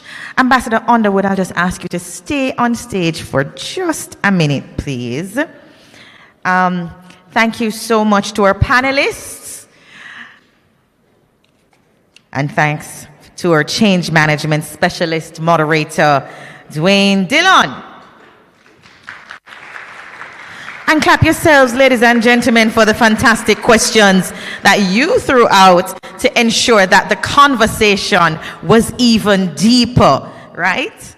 Wonderful job. All right, I'm going to invite Executive Director, Ms. Maria Thompson-Walters, to come as we do a few presentations. We want to thank first Ambassador Joan Underwood. Right here. Thank you very much.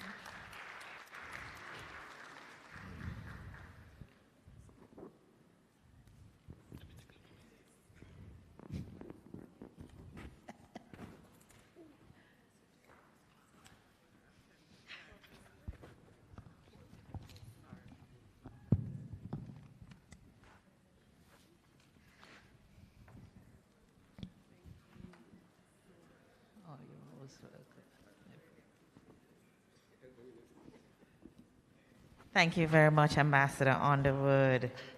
She did a fantastic job and provided so much information for us, correct?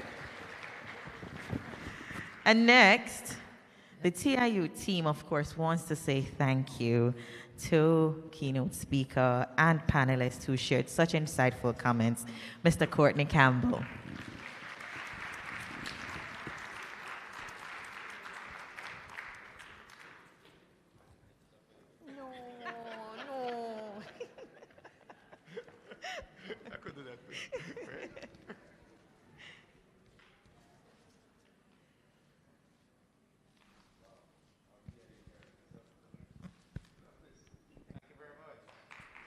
Thank you.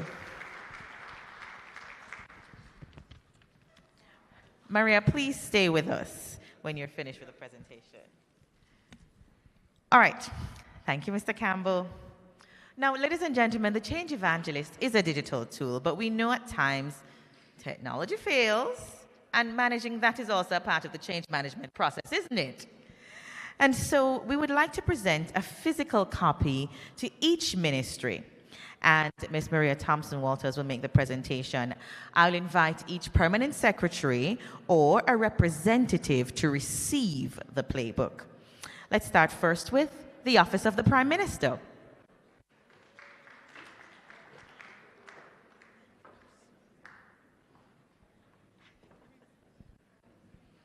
Representative from the Office of the Prime Minister.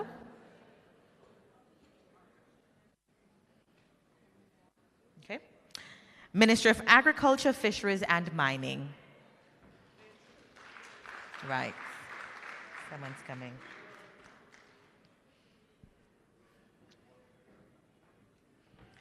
To be followed by the Ministry of Culture, Gender, Entertainment and Sport.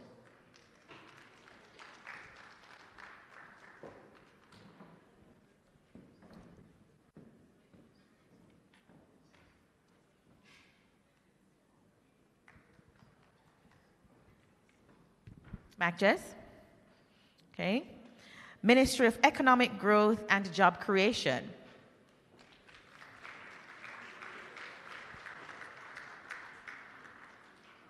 Ministry of Education and Youth. Yes, I think we saw someone. Okay. To be followed by the Ministry of Finance and the Public Service.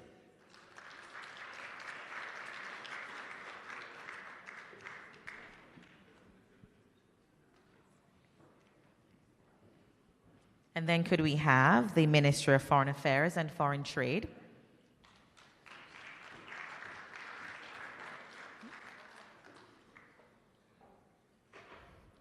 Yeah, he's here.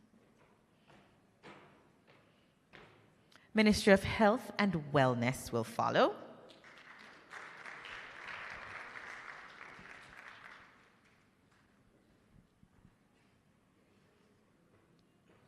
All right.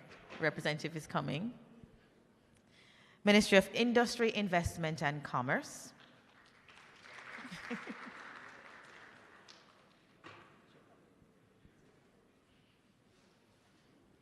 Personal point of pride that the representative from Ministry of Health is a St. Hilda's old girl like myself. People from country, there are more of us. This is fantastic. I also claim St. Jago because I went there for 6 minutes. So, all right. Then Ministry of Justice. Right. After Ministry of Justice, may we invite the representative from the Ministry of Labor and Social Security, please.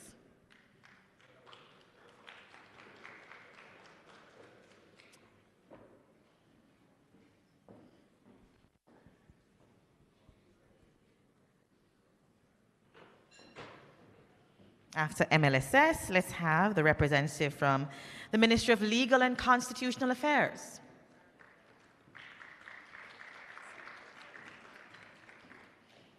As they're on their way, may we have the representative from the Ministry of Local Government and Community Development.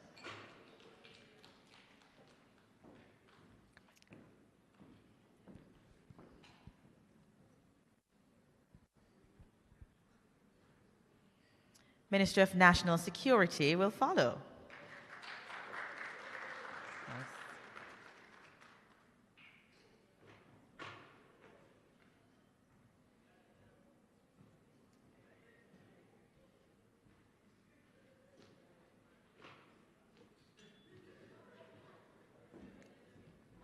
Thank you. Thank you. Then Ministry of Science, Energy, Telecommunications and Transport. Not seeing our representative. Okay. Ministry of Tourism. And someone is coming.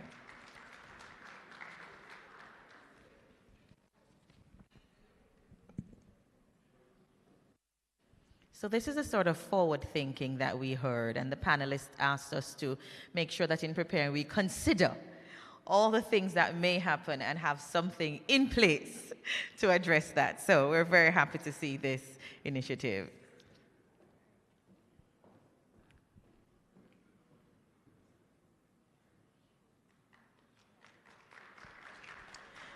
Another rousing round of applause for all the change makers, change champions who are going to continue the work of creating the change you want to see in the public service. Ladies and gentlemen, the TIU team would like to get your feedback on today. And so in your packets, there is a QR code that will take you to a survey. And we are kindly asking that you scan the QR code and complete that survey. This one is not anything that we will bring up on screen. We want to hear from you how the day went for you. All right? And any specific feedback on the occasion. So, what an inspiring day we have been having. Would you agree? Oh, hold on. Let's try that again. What an inspiring day we have been having. Would you agree? Great, because I know we're not starving, even though we're close to lunchtime. From stories of transformation to the formal handover of our national change management methodology. Today marks the beginning of a new era in the Jamaican public sector, in public sector transformation. And I think we should all be very, very excited about that. Yes? Good. Yes, the applause is welcome, and I see the team from EY. On behalf of the Transformation Implementation Unit, the TIU, thank you for joining us, for those who are in the room and for those who joined us online and remained engaged. Thank you for your continued commitment to change. Thank you for being champions of change, for being the committed change agents. Ladies and gentlemen, we now invite you to stay with us for lunch and enjoy the refreshments. Let us keep advocating. Let us keep evangelizing change. Transformation starts with all of us. It doesn't take one person, but that commitment to engaging the team is very, very important to getting the buy-in, even if it means at the beginning, making yourself the one who listens and learns, and maybe that includes a tour or a dedicated hour to ensure that you're hearing from those who are part of the process. The TIU continues to listen to you and continues to support the transformation and the change management process. It has been my pleasure being your Master of Ceremonies today. My name is Kamisha Swaby. Enjoy lunch and have a great rest of the day and a wonderful rest of the week. Thank you.